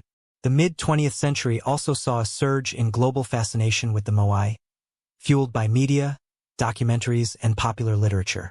Rapa Nui became synonymous with mystery and ingenuity, inspiring scholars, adventurers, and tourists alike. While this attention brought economic opportunities, it also raised questions about preservation, cultural appropriation, and the ethics of archaeological intervention. The need to balance global curiosity with respect for the islanders' traditions became increasingly apparent, emphasizing that understanding the Moai required not just technical analysis but cultural sensitivity and collaboration. During this period, new experimental archaeology demonstrated how the Moai could have been walked into place using ropes and coordinated rocking motions. These experiments, conducted with both scaled models and full-size statues, confirmed oral histories and provided empirical evidence for methods that had been dismissed for centuries. The results bridged the gap between myth and mechanics, revealing the profound ingenuity of Rapa Nui engineering and the importance of oral tradition in preserving practical knowledge. This convergence of science and tradition highlighted the Moai as dynamic cultural artifacts, embodying both material skill and spiritual purpose. In parallel, anthropologists began documenting contemporary Rapa Nui culture, tracing how traditions had survived, adapted, and integrated with new influences. Music, dance, storytelling, and ceremonial practice offered insight into the ways spiritual and social knowledge continued to circulate even after the disruptions of the previous century. These living traditions demonstrated that the Moai were not relics frozen in time. They were embedded in a dynamic cultural context, interacting with the community across generations, influencing social structures, and reinforcing collective memory. Education and cultural revival became central themes during this century. Schools, museums, and local programs worked to transmit knowledge about the Moai, the island's history, and ancestral practices to younger generations. By fostering awareness and pride, these efforts helped ensure that the legacy of the Moai would not only be preserved as historical artifacts but remain relevant in the living culture of Rapa Nui. In this way, the 20th century was a period of both recovery and redefinition, reconnecting people to their ancestors while navigating the pressures of globalization, tourism, and historical scholarship. Ultimately, this era underscores the duality of the Moai as both historical and living symbols. They are monuments to human ingenuity, spiritual devotion, and social organization, but they are also conduits for memory, identity, and cultural resilience. The 20th century witnessed the convergence of archaeology, local knowledge, restoration, and public fascination, creating a renewed understanding of the Moai's significance. These statues are no longer viewed solely as mysterious relics of a lost civilization. They are celebrated as enduring testaments to the vision, skill, and perseverance of the Rapa Nui people. Through restoration, research, and cultural revival, the Moai regained relevance as anchors of identity, spirituality, and communal pride. They remind us that history is not merely a record of the past but a living, evolving dialogue between people, place, and memory. The work of this century reaffirmed that the Moai, despite centuries of upheaval and isolation, continue to embody the creativity, resilience, and sacred purpose of a civilization that transformed stone into a timeless reflection of human endeavor and belief. By the late 20th and early 21st centuries, Rapa Nui and its Moai had become global symbols of mystery, ingenuity, and human resilience. Increased international attention brought scholars, tourists, and media to the island, shining a spotlight on its extraordinary cultural heritage. Yet this fascination came with both promise and peril. While the world marveled at the Moai, the Rapa Nui faced the complex challenge of protecting their sacred monuments, preserving cultural knowledge, and asserting ownership over their own history. The stakes were high. How could a small, isolated community safeguard centuries of tradition against environmental pressures, tourism, and the sometimes intrusive gaze of outsiders? Modern conservation efforts emerged as a critical response to these challenges. Archaeologists, engineers, and local authorities collaborated to stabilize eroded ahu, restore toppled Moai, and prevent further degradation caused by wind, rain, and human traffic. These initiatives were not simple technical endeavors. They required an intricate understanding of geology, engineering, and cultural context.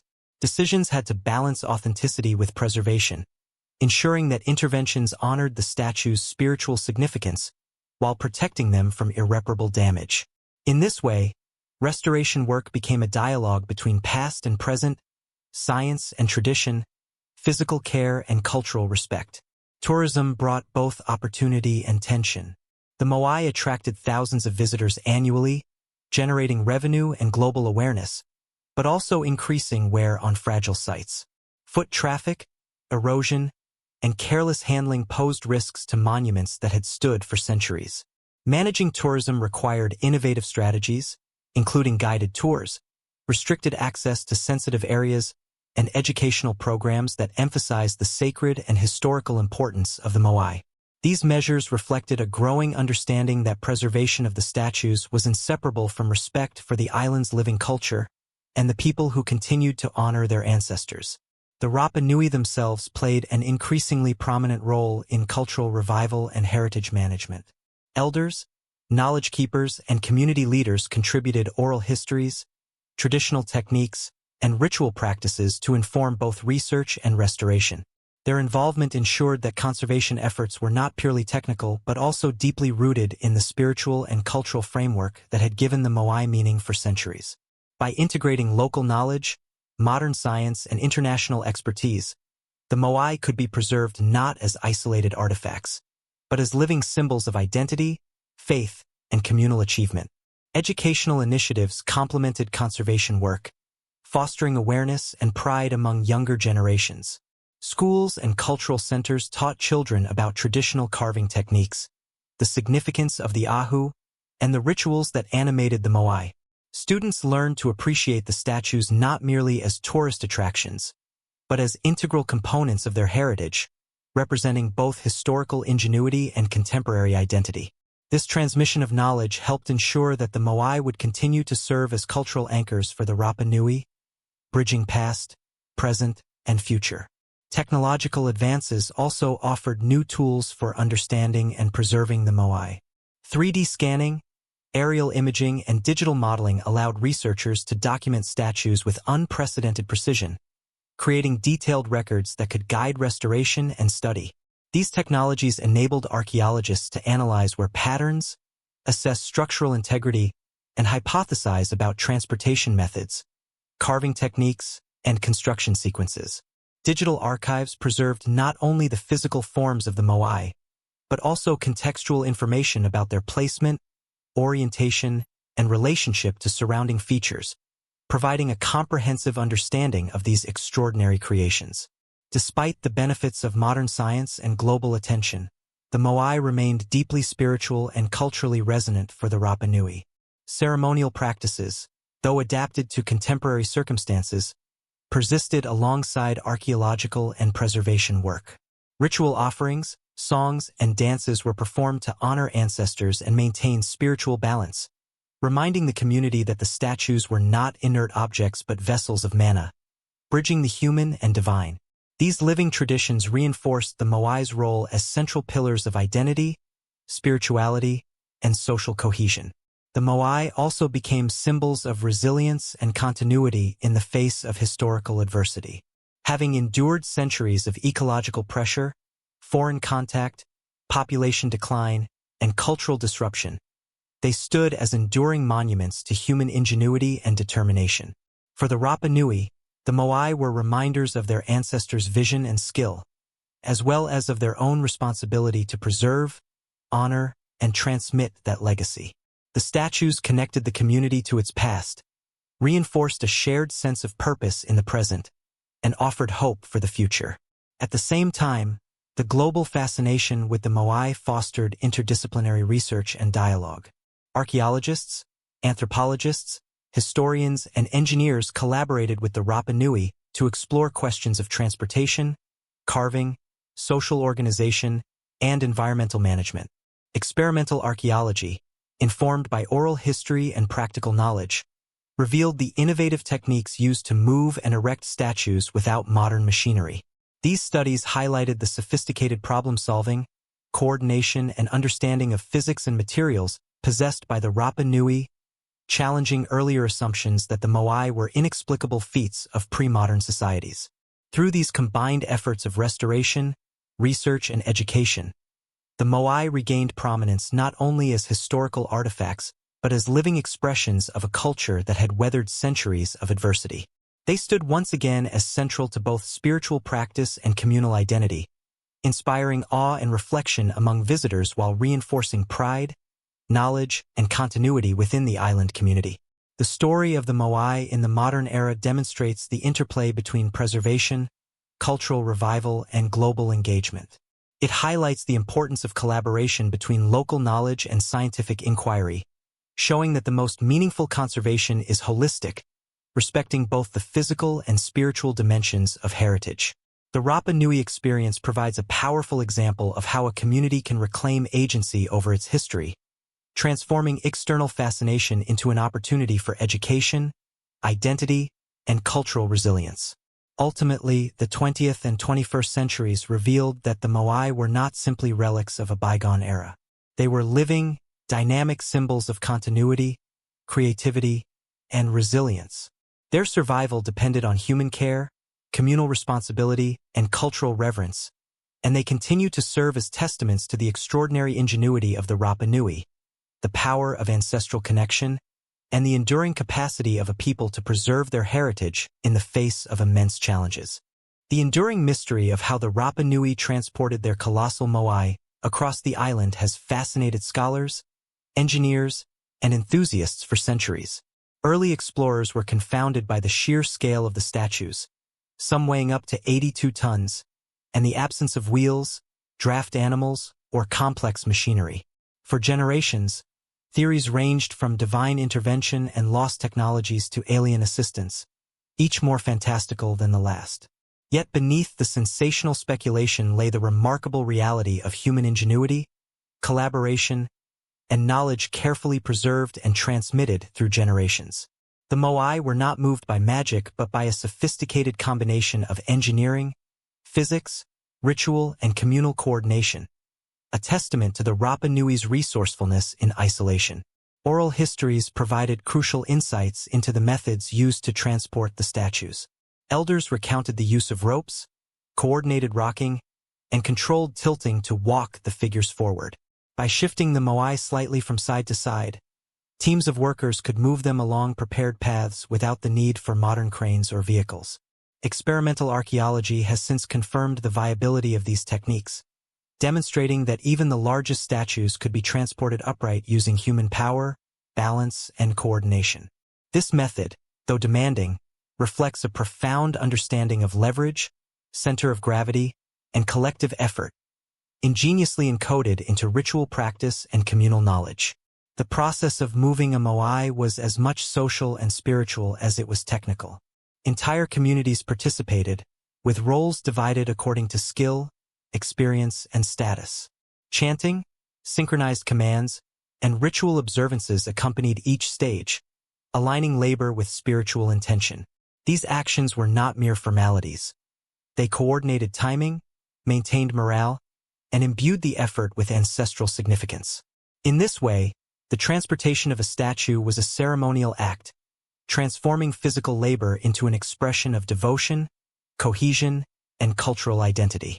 Paths for moving the Moai were carefully prepared, often cleared and leveled with stones, brush, and wooden rollers where necessary.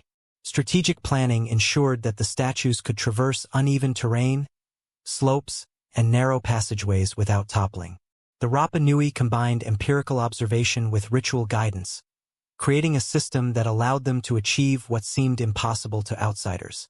This integration of practicality and spirituality underscores the sophistication of Rapa Nui society, demonstrating that innovation was inseparable from belief and tradition. The logistics of these movements reveal much about social organization on the island. Coordinating dozens, sometimes hundreds, of workers required leadership, trust, and communication. The ability to mobilize a community around monumental projects reflects complex hierarchical structures and the authority of clan leaders and spiritual figures. The Moai, therefore, were not just engineering challenges but instruments of social cohesion, reinforcing hierarchy, community identity, and shared purpose through the act of creation and transportation. Environmental constraints played a critical role in transportation techniques. The scarcity of large trees limited the availability of rolling logs, while terrain challenges demanded adaptive strategies. The Rapa Nui responded to these limitations with ingenuity, experimenting with sliding, rocking, and upright walking methods to suit the specific conditions of the island. This adaptability demonstrates a nuanced understanding of both materials and environment, showing that the Moai were the product of observation, trial and error, and an intimate knowledge of the land. The act of walking a Moai also held symbolic significance.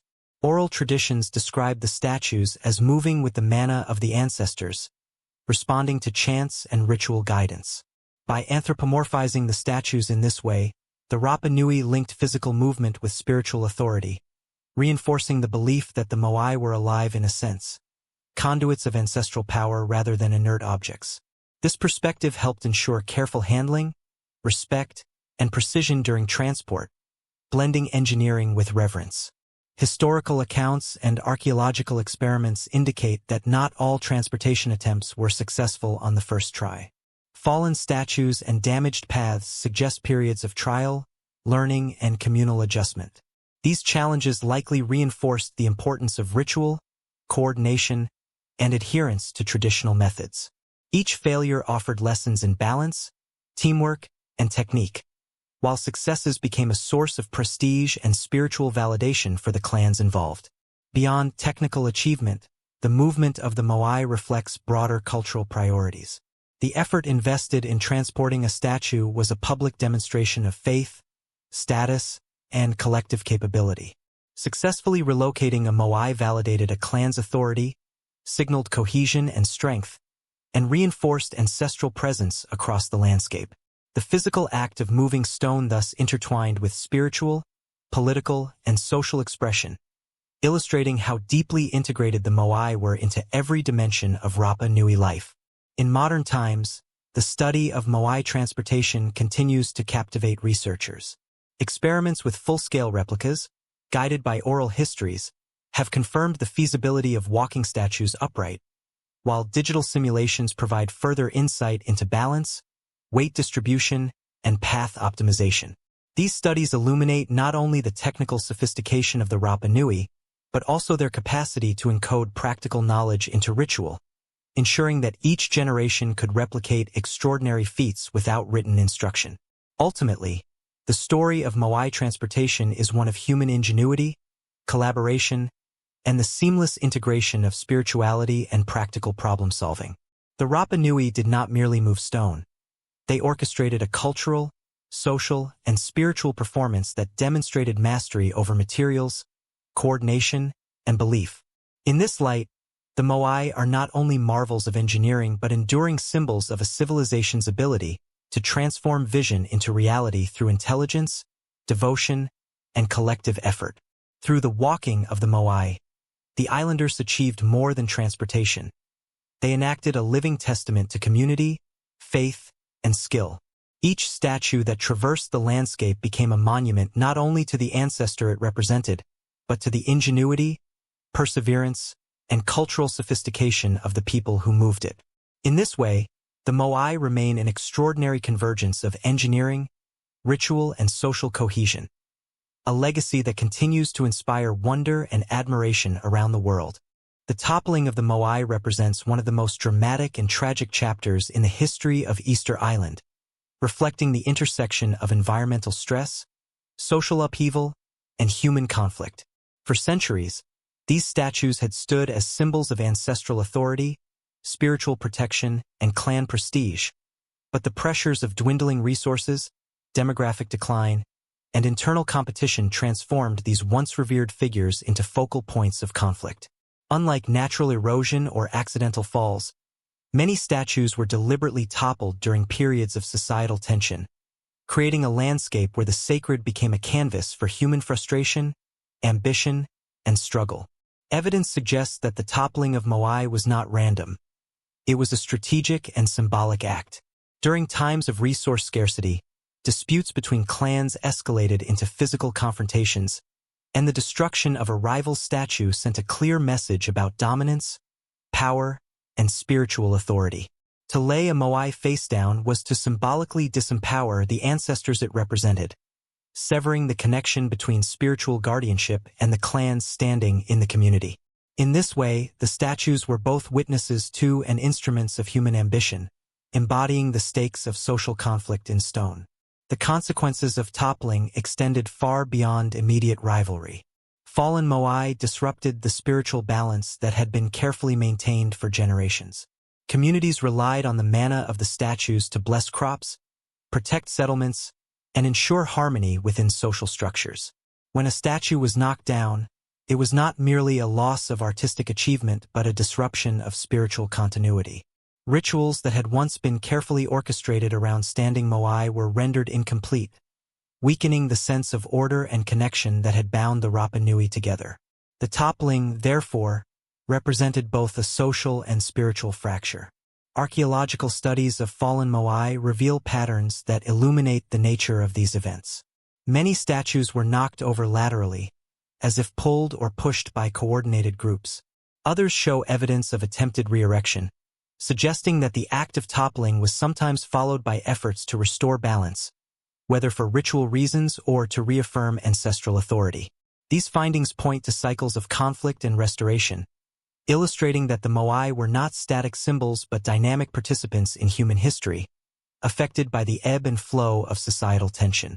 Environmental pressures exacerbated these social conflicts. The island's fragile ecosystem, depleted by centuries of deforestation and overuse, created scarcity in food, timber, and other critical resources. Clans were forced into competition over arable land, fresh water, and the remnants of forest that had once been plentiful. In this context, the toppling of statues can be seen as both a practical and symbolic response to stress, an attempt to assert control over contested space and resources while simultaneously undermining the spiritual authority of rivals.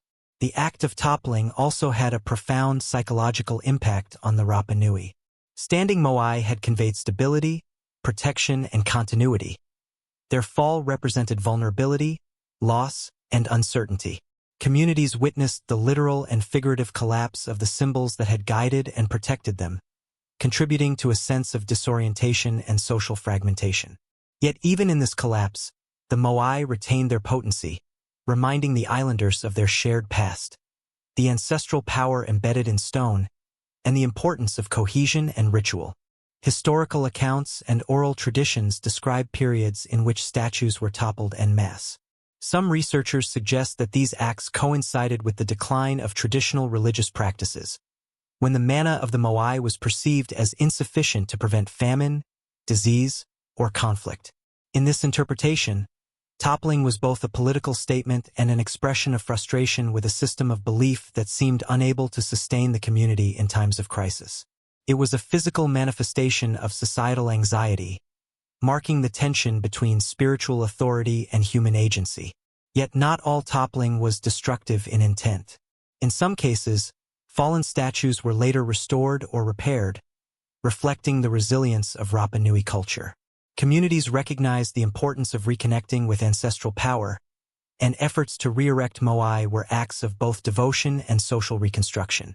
These cycles of destruction and restoration underscore the complex relationship between humans and their monuments, one in which reverence, conflict, and survival are intertwined, and where the landscape of statues tells a story of both collapse and recovery.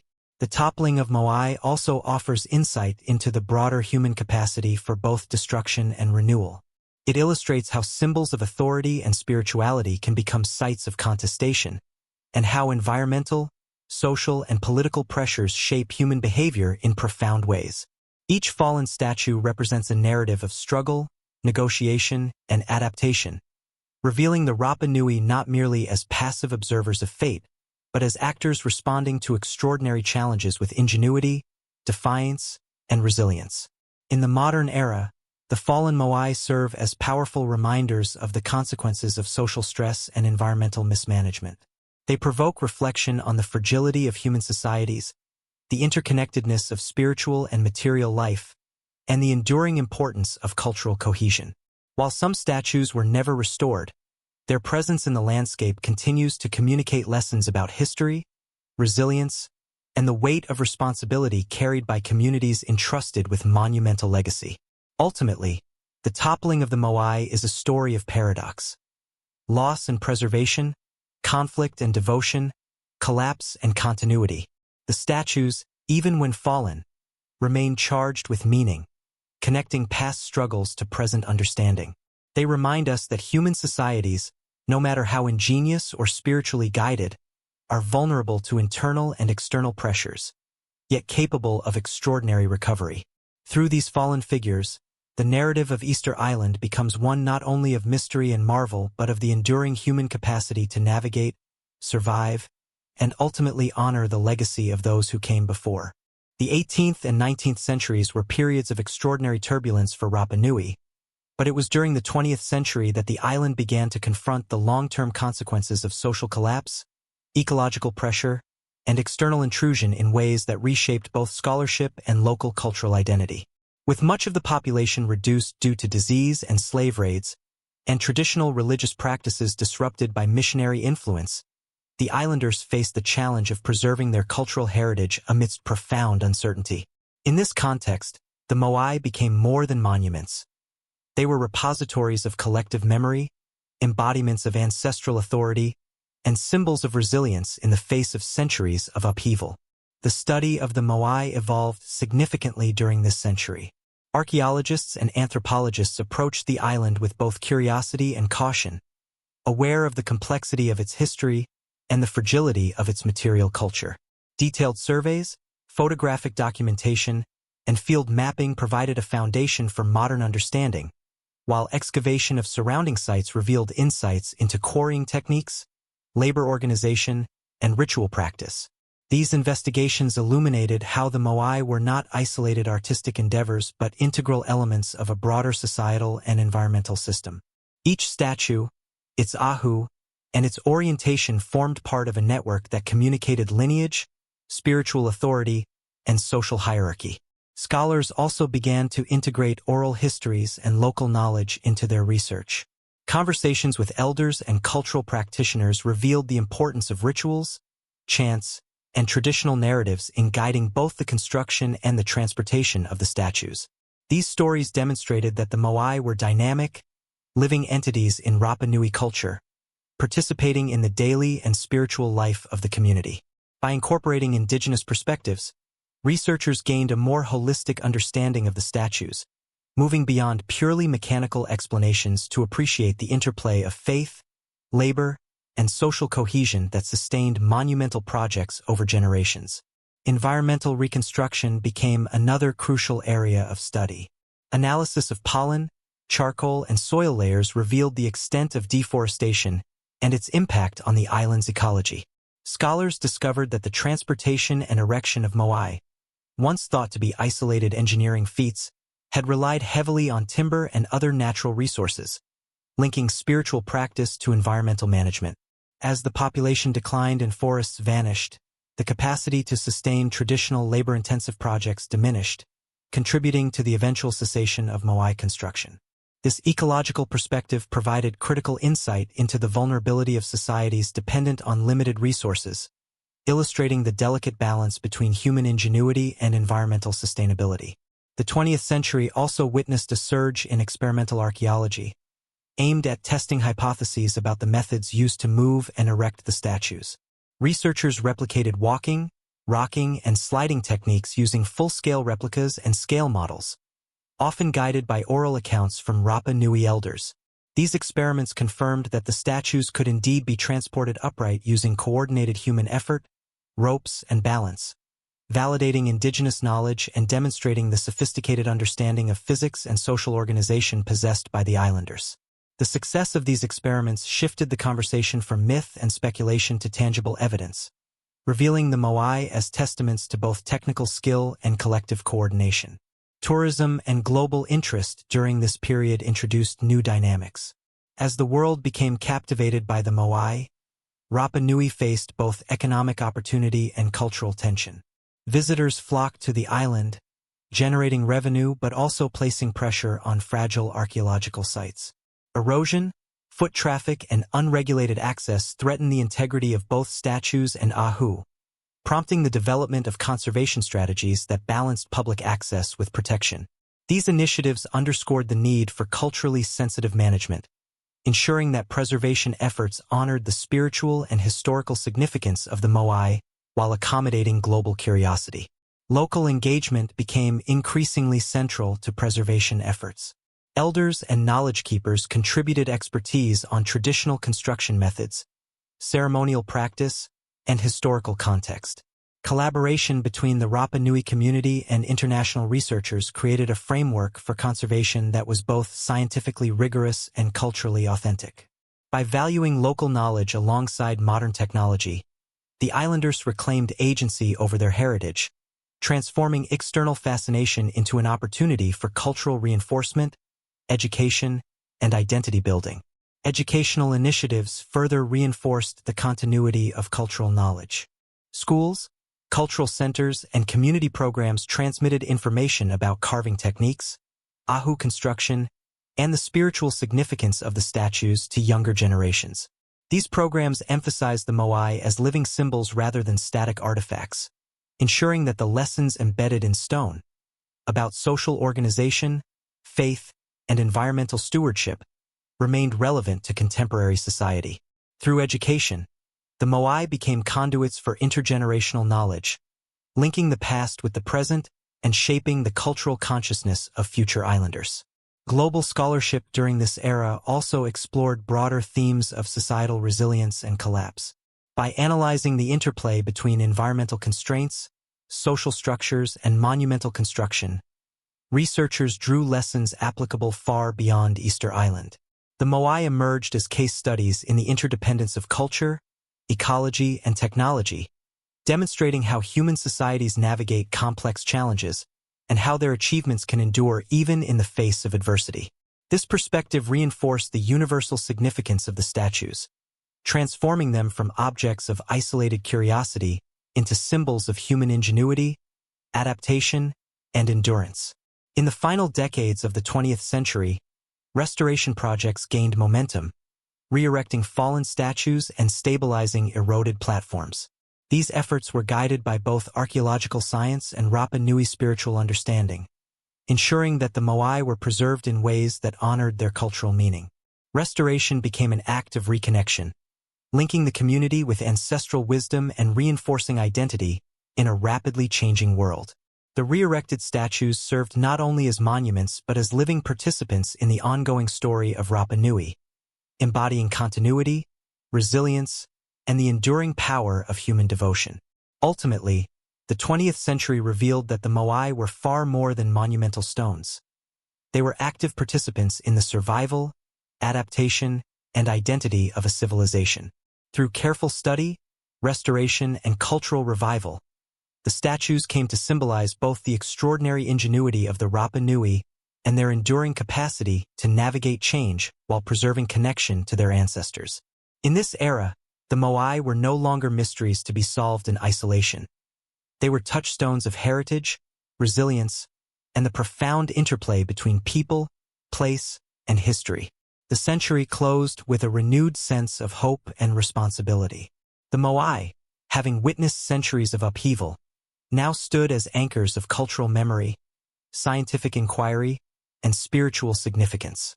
Their continued preservation and reverence exemplified the extraordinary potential for human societies to reclaim agency over history, blending tradition with innovation, and ensuring that the lessons carved into stone would endure as sources of inspiration, reflection, and identity for generations to come. The exploration of Easter Island in the late 20th and early 21st centuries revealed a complexity that had long been obscured by myths, speculation, and incomplete historical records. The Moai, once viewed as isolated symbols of a lost civilization, were increasingly understood as components of a sophisticated cultural system that intertwined spirituality, social hierarchy, environmental management, and technological ingenuity. Researchers began to perceive the island not as a place of inexplicable mystery, but as a living laboratory of human adaptation, resilience, and creativity, where every statue, platform, and quarry held a story of vision, effort, and communal devotion. Central to this understanding was the realization that the Moai were deeply embedded in a network of social, religious, and ecological relationships. The placement of each statue on its ahu was deliberate, oriented to honor specific ancestors, clans, or celestial events. The statues served as conduits of mana, the spiritual energy believed to flow from the ancestors to the living. This energy regulated not only spiritual life but also social cohesion, agricultural productivity, and political authority. By acknowledging this multidimensional significance, researchers began to appreciate the Moai not merely as monumental sculptures, but as active participants in the governance and ritual life of the island. Experimental archaeology further illuminated the remarkable capabilities of the Rapa Nui people. Through full-scale reconstructions and controlled experiments, teams demonstrated that the statues could indeed be walked into place using ropes, balance, and coordinated human effort. These experiments validated oral histories passed down through generations, bridging the gap between traditional knowledge and scientific inquiry. By combining empirical observation with indigenous testimony, scholars recognized that the Moai represented both technical mastery and social ingenuity, feats of engineering that relied on collaboration, leadership, and a profound understanding of human and material dynamics. The ecological context of the island also gained prominence in scholarly research. Detailed studies of soil composition, vegetation history, and climate patterns revealed how environmental pressures shaped human behavior, resource management, and monument construction. The limited availability of timber, the effects of soil erosion, and the challenges of maintaining sustainable agriculture forced the Rapa Nui to innovate, adapt, and prioritize labor and materials. In this light, the Moai were not just cultural artifacts but reflections of a society negotiating the delicate balance between environmental constraints and social ambition, embedding resilience and resourcefulness into their very foundations. Social hierarchy and political organization were also central to the story of the Moai. Monumental construction required coordination among clans, with leadership roles clearly defined and labor mobilized in a manner that reinforced social cohesion. The process of carving, transporting, and erecting statues served as both a practical and symbolic assertion of authority, demonstrating the capability, influence, and spiritual legitimacy of clan leaders. The Moai thus functioned as both markers of social order and instruments of ritual practice, integrating governance, religion, and communal identity into tangible forms that dominated the landscape. Conflict, however, remained an enduring theme in this narrative.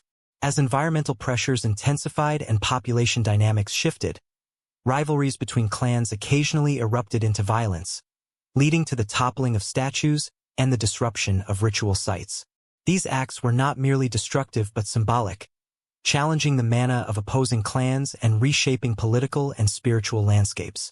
Yet even in moments of collapse, the Moai retained their significance, prompting restoration, negotiation, and adaptation, and highlighting the resilience of Rapa Nui society in preserving its cultural memory under extraordinary pressure. Tourism, global scholarship, and cultural revival in recent decades further transformed the perception and role of the Moai. The island became a center for education, research, and international dialogue, drawing attention to the ingenuity of the Rapa Nui and the profound spiritual meaning of their monuments. Local involvement in preservation, interpretation, and ritual practice ensured that this attention did not merely exploit the island's heritage but reinforced its living culture. Schools, cultural centers, and community programs transmitted knowledge of carving techniques, ceremonial practices, and historical context, ensuring continuity across generations. Technological advances complemented these efforts, offering tools for precise documentation, digital reconstruction, and predictive modeling. 3D scans, aerial imagery, and computer simulations enabled researchers to study structural integrity, transportation pathways, and orientation patterns without physically altering fragile sites. These innovations not only enhanced conservation but also allowed for broader dissemination of knowledge, enabling global audiences to engage with the Moai in ways that respect both scientific inquiry and cultural significance. The Moai also assumed a symbolic role beyond the island, becoming emblems of human creativity, resilience, and the enduring power of cultural memory. Their story resonates with universal themes: the ability of communities to adapt to environmental challenges, the interplay of faith and technology, and the importance of preserving heritage amidst change. These towering figures, once enigmatic and isolated, now inspire reflection on the capacities of human societies to create, endure, and remember. In the context of Rapa Nui, the 21st century revealed that the Moai were not static relics but living participants in the ongoing story of the island. Restoration projects, cultural ceremonies, and community-led initiatives reaffirmed the spiritual, social, and educational significance of the statues. Each re-erected Moai, each preserved ahu, and each transmitted story embodies a dialogue between past and present, human ingenuity and natural constraint, and the enduring connection between the living and their ancestors. Ultimately, this era underscores the Moai as multifaceted symbols, engineering marvels, spiritual vessels, social instruments, and enduring markers of identity. They represent the extraordinary achievements of the Rapa Nui in navigating isolation, environmental limitation, and social complexity. The story of the Moai in the modern era challenges misconceptions, celebrates resilience, and bridges the realms of archaeology, anthropology, and spiritual understanding, reminding us that the past is not merely to be studied, but to be engaged with, honored, and preserved for the generations yet to come. Through this lens, the Moai are more than monumental stones. They are enduring witnesses to human ambition, ingenuity, and devotion. Their presence in the landscape continues to provoke awe, inquiry, and reflection, offering a profound testament to the interplay between people, environment, culture, and belief. In the story of Easter Island, the Moai stand as silent yet eloquent narrators, revealing the triumphs, struggles, and resilience of a civilization whose ingenuity continues to inspire the world. The contemporary story of Easter Island and its Moai is a testament to the resilience of culture, the perseverance of community, and the enduring power of human ingenuity. In the 21st century, the island has emerged as both a living cultural landscape and a global symbol of heritage preservation. While the statues had survived centuries of environmental challenges, social upheaval, and external intrusion, their ongoing survival now depended on a delicate balance between conservation, cultural revival, and the pressures of tourism and globalization. The Moai are no longer simply relics of the past. They are active participants in the identity, spirituality, and collective memory of the Rapa Nui people. Modern restoration and preservation projects have combined advanced technology with indigenous knowledge to ensure the structural and spiritual integrity of the Moai. Engineers and archaeologists utilize 3D scanning, digital modeling, and structural analysis to monitor wear, erosion, and stability, while the Rapa Nui provide insight into traditional practices, ceremonial protocols, and the historical significance of each statue. This collaborative approach ensures that interventions respect both the physical monument and its spiritual and cultural dimensions. Re-erected Moai are celebrated with ceremonies, reinforcing the connection between contemporary islanders and their ancestors. Tourism, which has grown significantly over the past decades, presents both opportunities and challenges. Visitors bring economic benefits, international attention, and educational potential, but they also risk damaging fragile sites through overexposure, erosion, or careless behavior. The Rapa Nui and authorities have implemented measures to manage visitation, including controlled access to ahu, guided tours, and educational programs emphasizing respect for the statues and their cultural significance. These initiatives highlight a key lesson. The preservation of heritage requires a careful balance between accessibility and protection, between global curiosity and local stewardship. Cultural revitalization has become a central element in sustaining the Moai's significance. Schools, museums, and community programs teach younger generations about carving techniques, ceremonial practices, and the historical and spiritual narratives embedded in each statue. Music, dance, and storytelling are revived, not as tourist performances, but as authentic expressions of identity and continuity.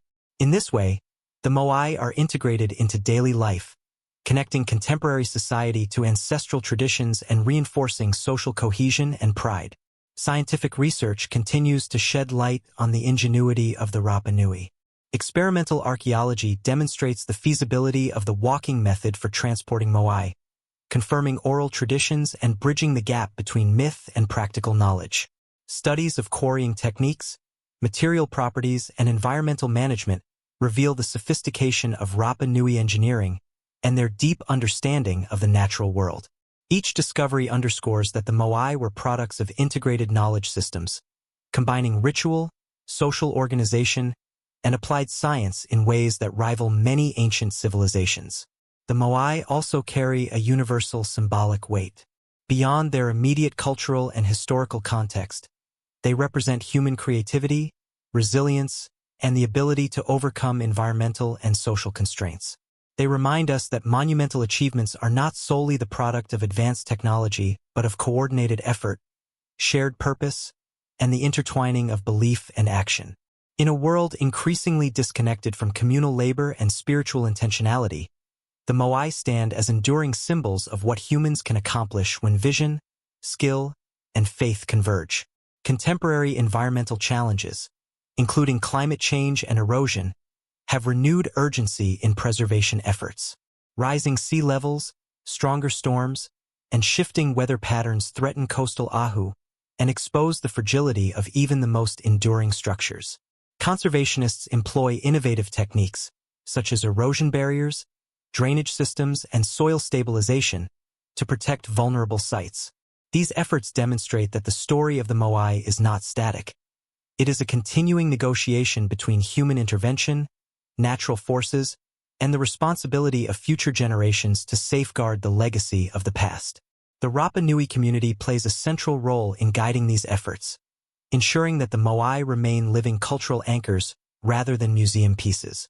Elders, spiritual leaders, and cultural practitioners provide oversight, educate visitors, and participate in rituals that maintain spiritual balance. This active involvement asserts the agency of the islanders in shaping the narrative of their own heritage, emphasizing that preservation is not only about stones and platforms, but about sustaining identity, belief, and communal continuity. Global engagement with the Moai also fosters dialogue about heritage, ethics, and collective responsibility.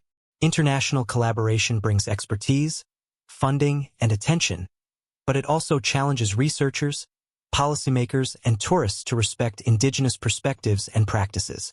The Rapa Nui have demonstrated that true preservation requires more than technical skill.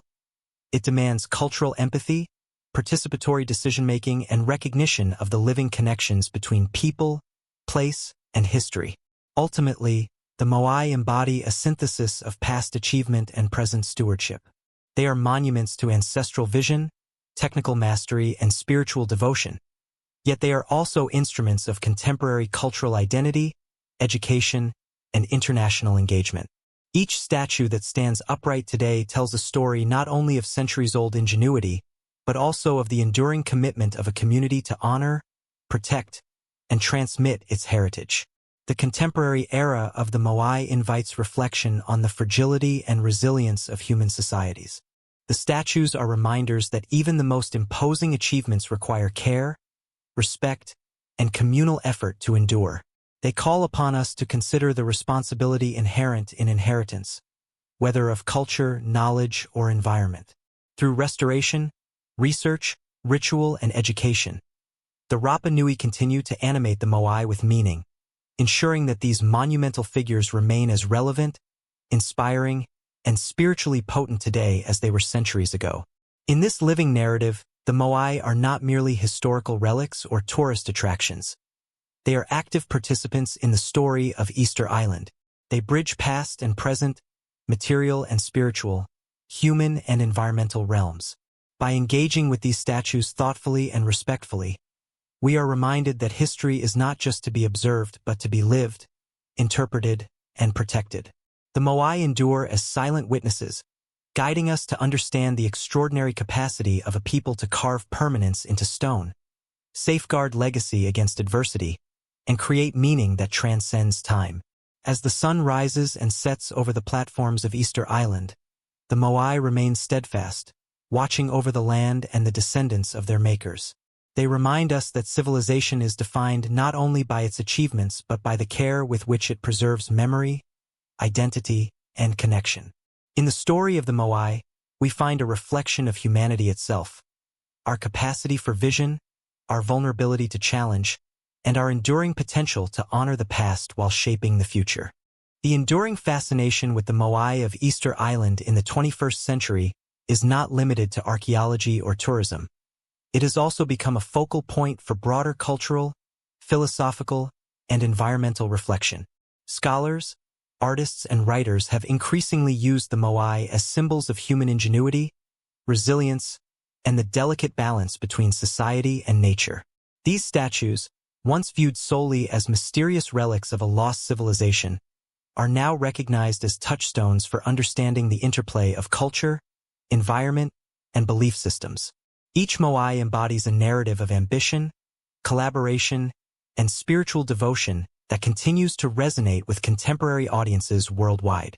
In this modern context, the Moai are not static monuments but active participants in the dialogue between past and present. Researchers integrate historical records, oral traditions, and scientific analysis to reconstruct the social, spiritual, and technological frameworks that made their creation possible. Experimental archaeology demonstrates the practicality of oral traditions, validating centuries-old knowledge about carving, transportation, and erection techniques. These findings reveal that the Moai were the result of careful planning, communal labor, and an intuitive grasp of engineering principles. The statues serve as a testament to the human ability to transform vision into tangible reality, even under extreme constraints. Cultural preservation efforts have intensified, emphasizing the importance of the Rapa Nui people in stewarding their heritage. Community-led initiatives ensure that restoration, research, and tourism remain culturally sensitive, ethically sound, and spiritually aligned. Elders and knowledge keepers guide ceremonial practices that accompany restoration projects, reaffirming ancestral connections and reinforcing the sacred dimension of the Moai. Through these practices, the statues continue to act as conduits for spiritual energy, social cohesion, and intergenerational knowledge transfer. Preservation is thus not only a technical challenge but a moral and cultural responsibility, intertwining identity, heritage, and ritual continuity. Tourism and global media exposure have also shaped the contemporary narrative of the Moai. Visitors come seeking both awe and understanding, drawn by the statue's sheer scale, craftsmanship, and enigmatic history. While tourism generates economic benefits and raises awareness of the island's heritage, it simultaneously presents risks of overexposure, erosion, and commodification. To mitigate these risks, the Rapa Nui, in partnership with conservationists, have established controlled pathways, educational programs, and interpretive materials that encourage respect and engagement. These efforts highlight the delicate balance between accessibility and protection, demonstrating that sustainable stewardship requires both cultural insight and practical management. The Moai have increasingly inspired creative interpretations in art, literature, and digital media. Writers, filmmakers, and visual artists explore themes of human ingenuity, isolation, and spiritual connection, drawing upon the statues as symbols of endurance and mystery. These representations often emphasize the duality of the Moai as both human achievement and spiritual vessel, bridging tangible craftsmanship with metaphysical significance. Such works encourage audiences to contemplate the relationship between human societies and their environment, between faith and action, and between the ephemeral nature of life and the permanence of monumental creation. Environmental conservation has become inseparable from cultural preservation.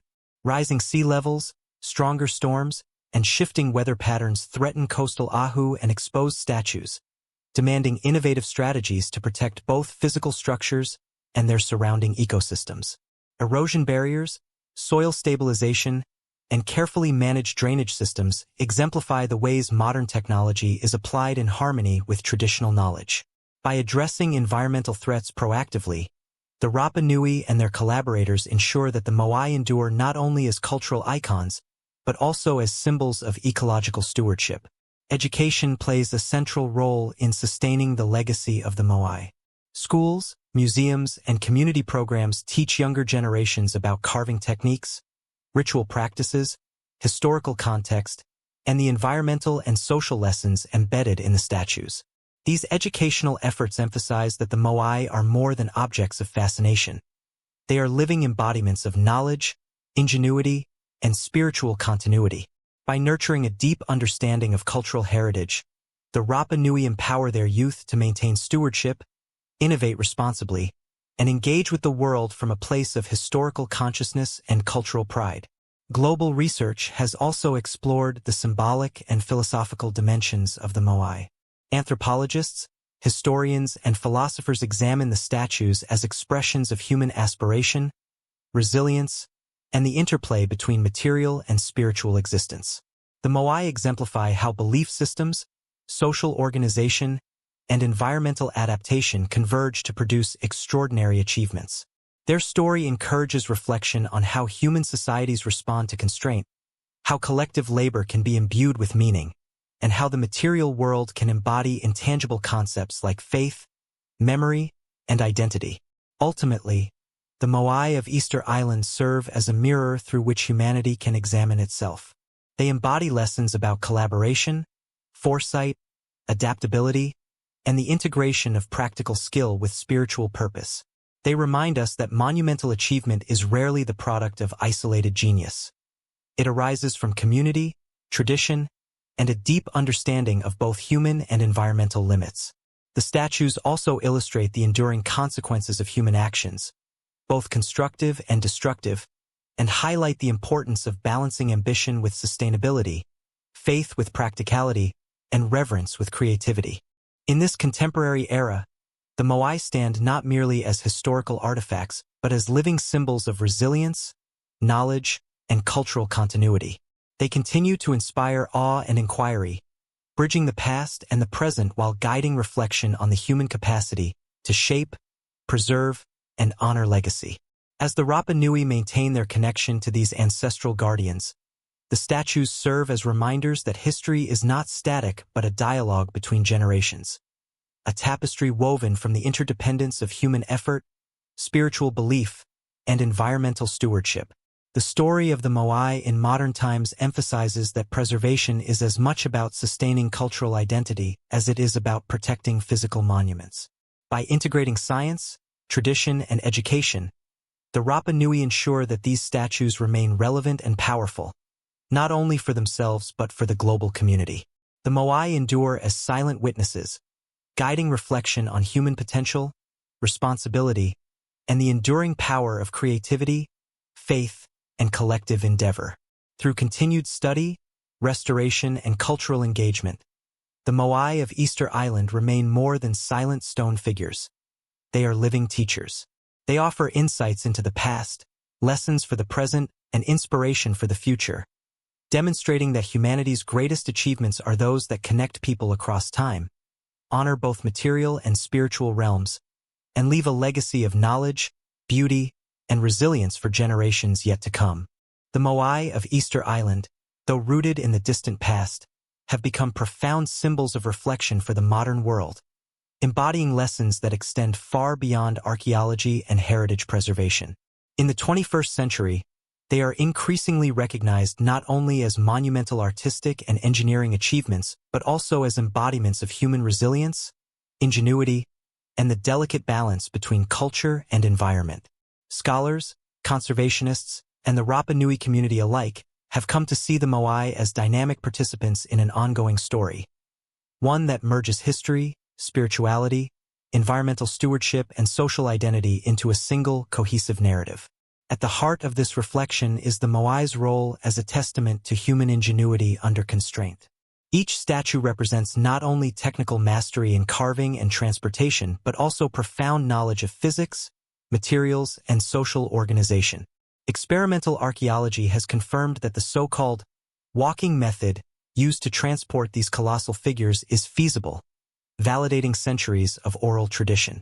Coordinating dozens of workers, balancing the statues upright, and moving them across uneven terrain required both practical skill and social cohesion, emphasizing that monumental achievement is rarely the work of isolated genius. It is always the product of community, leadership, and shared purpose. The Moai also serve as enduring symbols of the integration of spirituality and everyday life. For the Rapa Nui, these statues were far more than artistic expressions.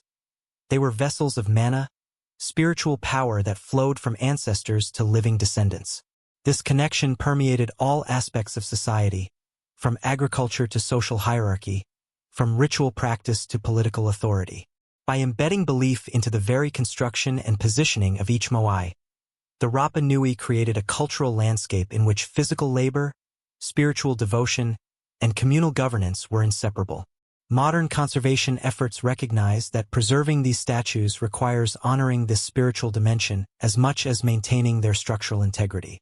environmental stewardship emerges as another key lesson. The deforestation and ecological challenges of the past had profound consequences for Rapa Nui society, influencing settlement patterns, resource management, and the eventual cessation of Moai construction. Contemporary preservation strategies highlight the importance of sustainable interaction with the environment.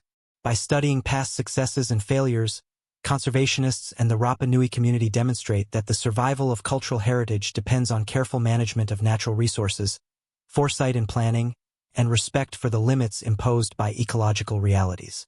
Tourism and global attention add another layer of complexity to the Moai's modern story. Visitors from around the world are drawn to the island by the awe-inspiring scale, artistry, and mystery of the statues. While tourism provides economic opportunities and raises awareness of cultural heritage, it also introduces risks, from physical degradation to commodification of sacred practices. The Rapa Nui have responded with innovative strategies, integrating guided tours, educational programs, and controlled site access. These measures ensure that engagement with the Moai is meaningful, respectful, and sustainable, balancing global curiosity with the preservation of both material and spiritual integrity.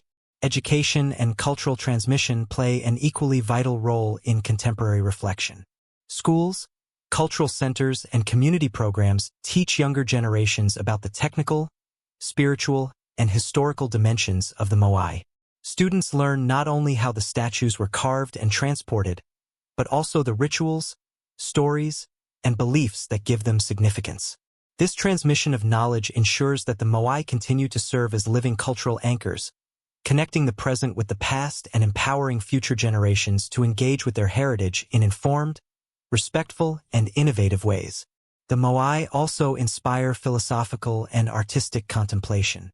Writers, filmmakers, and visual artists explore their symbolism, evoking themes of human resilience, isolation, creativity, and the relationship between people and place. These interpretations highlight the Moai as mirrors of the human condition. Silent, enduring, and monumental, yet deeply intertwined with the lives, beliefs, and actions of those who shaped them. They encourage reflection on the responsibilities of societies to their ancestors, their environment, and future generations, offering a lens through which contemporary audiences can consider questions of sustainability, ethics, and collective achievement. Global collaboration in research and preservation underscores the Moai's relevance as symbols of cooperation and shared responsibility. Archaeologists, engineers, environmental scientists, and cultural practitioners work alongside the Rapa Nui to monitor structural integrity, manage erosion, and restore toppled statues. This partnership demonstrates that the care of cultural heritage is inherently interdisciplinary, requiring not only technical skill but also cultural sensitivity, ethical reflection, and long-term vision.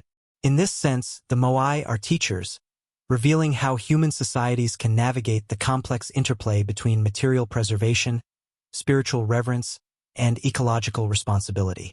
The Moai also challenge our perceptions of time, scale, and human achievement. Carved centuries ago from volcanic stone, they have survived environmental upheaval, social collapse, and centuries of exposure to the elements. Their continued presence invites contemplation of the durability of human effort, the longevity of cultural knowledge, and the enduring importance of collective vision. They remind us that while civilizations may rise and fall, the legacy of ingenuity, faith, and cooperation can endure, speaking across generations in ways that transcend language and geography. Ultimately, the Moai of Easter Islands serve as enduring symbols of human potential, resilience, and responsibility. They teach lessons about ingenuity under constraint, the integration of spiritual and social life, the consequences of environmental mismanagement, and the importance of cultural stewardship. They reveal the necessity of community, cooperation, and intergenerational knowledge transmission, showing that human achievement is inseparable from collective effort and shared purpose. As living monuments, the Moai invite reflection on our own society's relationship with culture, environment, and history. They prompt us to consider the legacies we leave behind, the knowledge we preserve, and the ways in which we honor both our ancestors and future generations. Through careful stewardship, education, and cultural engagement, The Rapa Nui demonstrate that the Moai are not merely relics of the past but active participants in shaping identity, inspiring innovation, and guiding ethical engagement with the world. In this light, the Moai are more than stone statues. They are mirrors, teachers, and guardians. They challenge us to think deeply about resilience, creativity, and the intertwined fates of humans and their environment. They remind us that the lessons carved into stone are still relevant today, offering guidance on how to navigate adversity, preserve knowledge, and build a legacy that endures beyond the fleeting span of individual lifetimes. In standing among them, we are invited to witness not only the extraordinary accomplishments of the Rapa Nui, but also the enduring potential of humanity itself. The story of Easter Island and its Moai reaches its most profound resonance in the final chapter, where history, culture, spirituality, and reflection converge to offer a message both timeless and urgent. These statues, towering and enigmatic, are not simply remnants of a distant past. They are living conduits of memory, identity, and wisdom. Over centuries, they have witnessed the rise and fall of societies, the ebb and flow of environmental resources, and the triumphs and failures of human ambition. In doing so, they compel us to consider the lessons they embody: the potential of human ingenuity, the fragility of social and ecological systems, and the enduring power of culture to shape human experience. Standing before the Moai, one cannot help but be struck by the scale of the achievement and the vision it represents. Carved from volcanic tuff, some reaching more than 30 feet in height and weighing dozens of tons, these statues were transported across difficult terrain using methods that combined mechanical ingenuity with social coordination and ritual practice. They reflect a civilization deeply attuned to its environment, yet ambitious enough to harness collective effort to transform stone into lasting symbols of faith, authority, and communal identity. Each Moai embodies both technical mastery and spiritual devotion, demonstrating that human creativity is most powerful when it is interwoven with shared purpose and belief. But the Moai are not only monuments of human capability, they are also reminders of vulnerability. The ecological challenges faced by the Rapa Nui, including deforestation, soil depletion, and resource scarcity, played a critical role in shaping the trajectory of their society. These pressures contributed to periods of social tension, conflict, and even the toppling of statues, showing that monumental achievement can coexist with fragility. Today, as we confront our own global environmental crises, the lessons of Easter Island resonate more strongly than ever. Ingenuity alone cannot guarantee survival. Sustainable stewardship and respect for ecological limits are essential. The spiritual dimension of the Moai remains a vital aspect of their significance. For the Rapa Nui, the statues were more than artistic or political statements. They were vessels of mana, the ancestral power that connected the living with the spiritual realm. Rituals, chants, and ceremonies imbued the statues with life and authority, reinforcing social cohesion and guiding community behavior. This integration of faith, labor, and social structure illustrates a profound understanding of human motivation. That the most enduring achievements are those that inspire both devotion and discipline, connecting material action with moral and spiritual purpose. Modern efforts to preserve, restore, and study the Moai continue this legacy of integration. Conservation projects now employ cutting-edge technology alongside indigenous knowledge, ensuring that the statues remain structurally sound while retaining their spiritual and cultural authenticity. The Rapa Nui lead these efforts, reclaiming agency over their heritage and demonstrating that preservation is not simply about maintaining stone but about sustaining identity, tradition, and continuity. Through community involvement, education, and ceremony, the Moai continue to act as active participants in the life of the island, guiding reflection and engagement for both locals and global audiences. Tourism and international attention have transformed the Moai into global icons, but their most profound significance remains local and deeply personal. Each statue tells a story of communal effort, ancestral devotion, and the challenges of survival in isolation. Visitors are drawn not merely to marvel at their size or craftsmanship, but to connect with a culture that found ways to channel collective will into enduring symbols of identity. In this way, the Moai remind us that human achievement is inseparable from social cohesion, cultural values, and the ability to act in service of a vision greater than oneself. The Moai also challenge us to reflect on the concept of legacy. These statues, enduring for centuries, prompt questions about what we leave behind and how our actions resonate beyond our own lifetimes. The Rapa Nui invested enormous effort in shaping their environment and culture, embedding knowledge, belief, and identity into stone for generations yet to come. In witnessing this, contemporary society is encouraged to consider the legacies we create, whether in culture, environment, or social structures, and to recognize the responsibility inherent in shaping the future. As the narrative of Easter Island draws to its culmination, the Moai stand as silent yet eloquent teachers. They invite contemplation of human potential, resilience, and responsibility. They show us that ingenuity, when combined with collaboration, faith, and respect for natural limits, can produce extraordinary and lasting achievements. They also remind us of the fragility inherent in human systems and the care required to preserve both culture and environment. In this duality, strength and vulnerability, creativity and responsibility, the Moai hold lessons that are both historical and profoundly relevant to our own time. Finally, the Moai offer a subtle but powerful call to reflection. What if the secrets of their creation, their transportation, and their enduring presence change how we perceive history, community, and human potential? What if these statues, carved from volcanic rock and imbued with ancestral mana, challenge us to rethink the relationship between society, environment, and legacy? Standing among them, we are reminded that history is not a static record but a living dialogue, one that requires observation, respect, and engagement. In the end, the Moai of Easter Island are more than monuments. They are mirrors of humanity's capacity for vision, perseverance, and reflection. They reveal the heights of achievement possible when intelligence, cooperation, and devotion converge, while also cautioning us about the consequences of environmental neglect and social fragmentation. Through their silent presence, they continue to teach, inspire, and provoke thought, ensuring that the story of the Rapa Nui, and the wisdom embedded in these statues, remains alive, guiding both the people of the island and the world beyond for generations to come. The legacy of the Moai is therefore both enduring and active. They are testaments to human creativity and collaboration, guardians of ancestral wisdom, and symbols of responsibility to the natural and cultural world.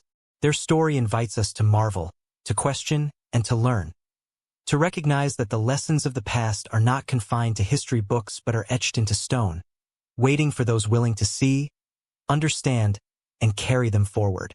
In this way, the Moai continue to watch over Easter Island, guiding reflection, inspiring awe, and reminding us of the profound capacities and responsibilities inherent in being human. The story of Easter Island does not end with the Moai standing silently on the horizon. Rather, it continues as an ongoing narrative of reflection, discovery, and human responsibility. In the modern era, these statues have become far more than relics of a distant past. They are active participants in a global conversation about culture, environment, resilience, and the enduring power of human vision.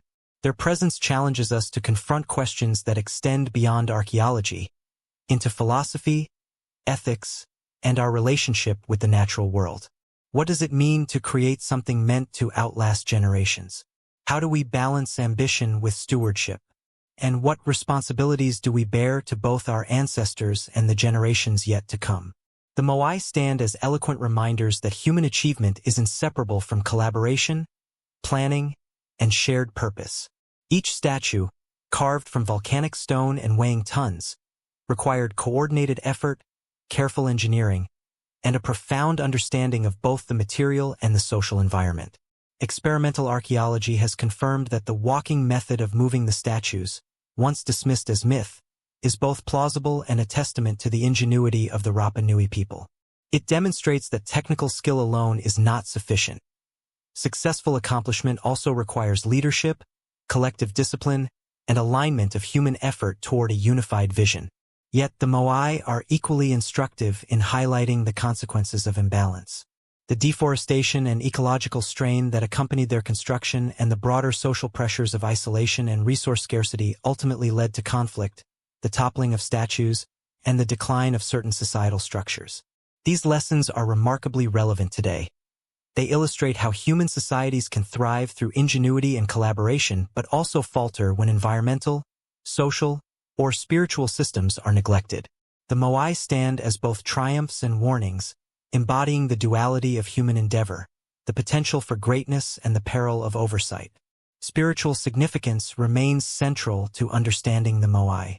For the Rapa Nui, these statues were imbued with mana, connecting the living to their ancestors and reinforcing social and ritual order. Ceremonies, chants, and communal labor all served to animate the statues, making them active participants in everyday life. Modern preservation efforts, led by the Rapa Nui themselves, continue to honor this dimension, ensuring that conservation is not purely physical but also cultural and spiritual.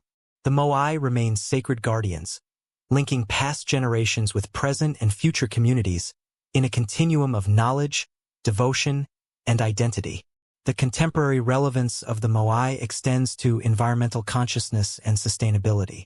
The historical lessons of resource management, adaptation, and resilience resonate strongly in an era marked by climate change, biodiversity loss, and ecological uncertainty.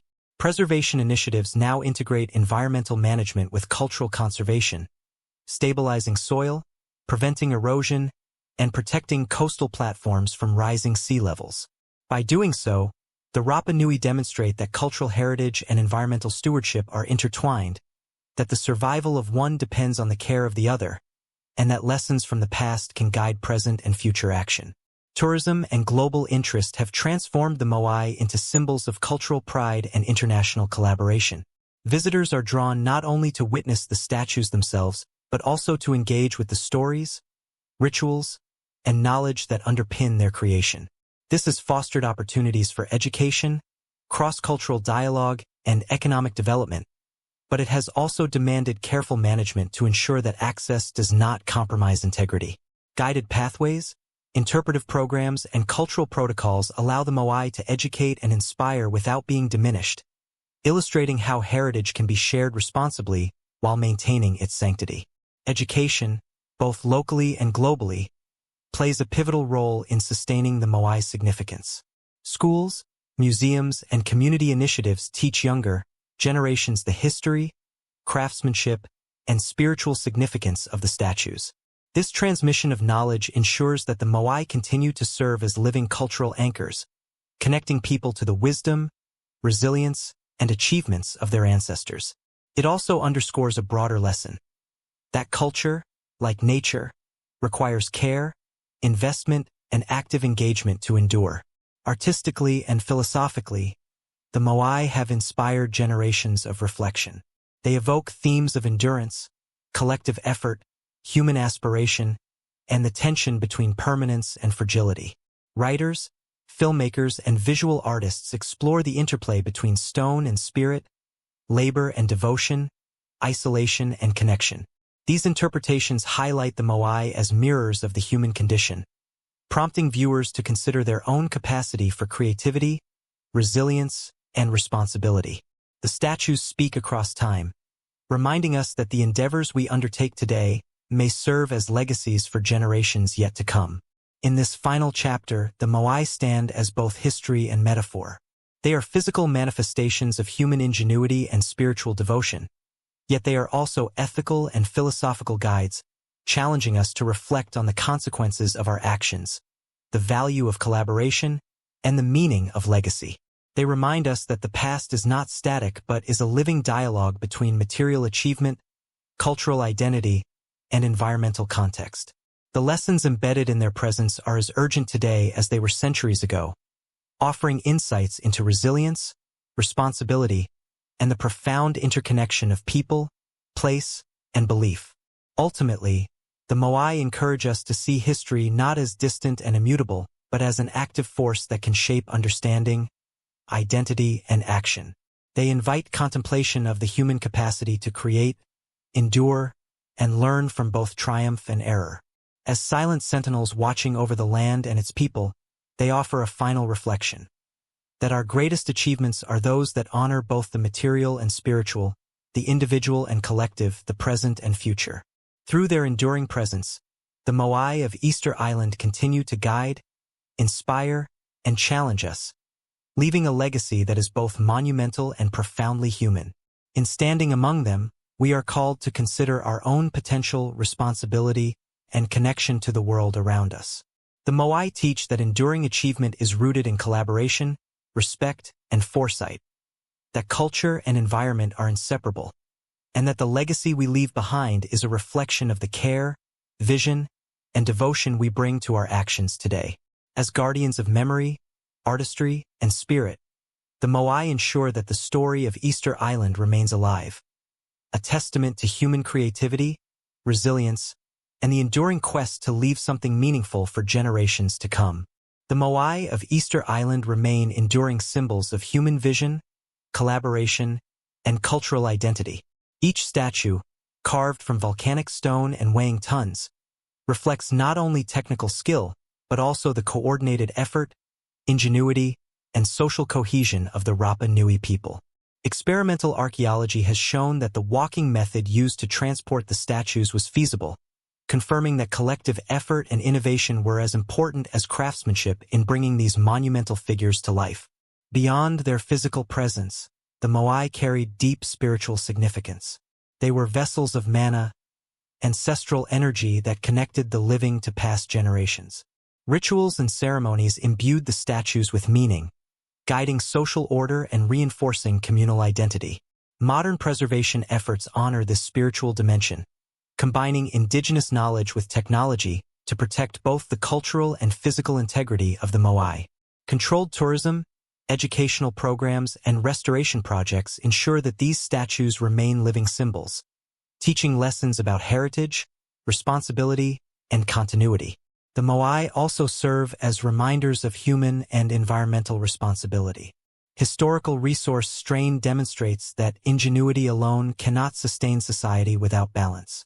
Today, the Rapa Nui integrate conservation with cultural preservation, safeguarding the statues while educating future generations. In standing among the Moai, we see a legacy of collective vision, resilience, and stewardship, a timeless lesson for humanity.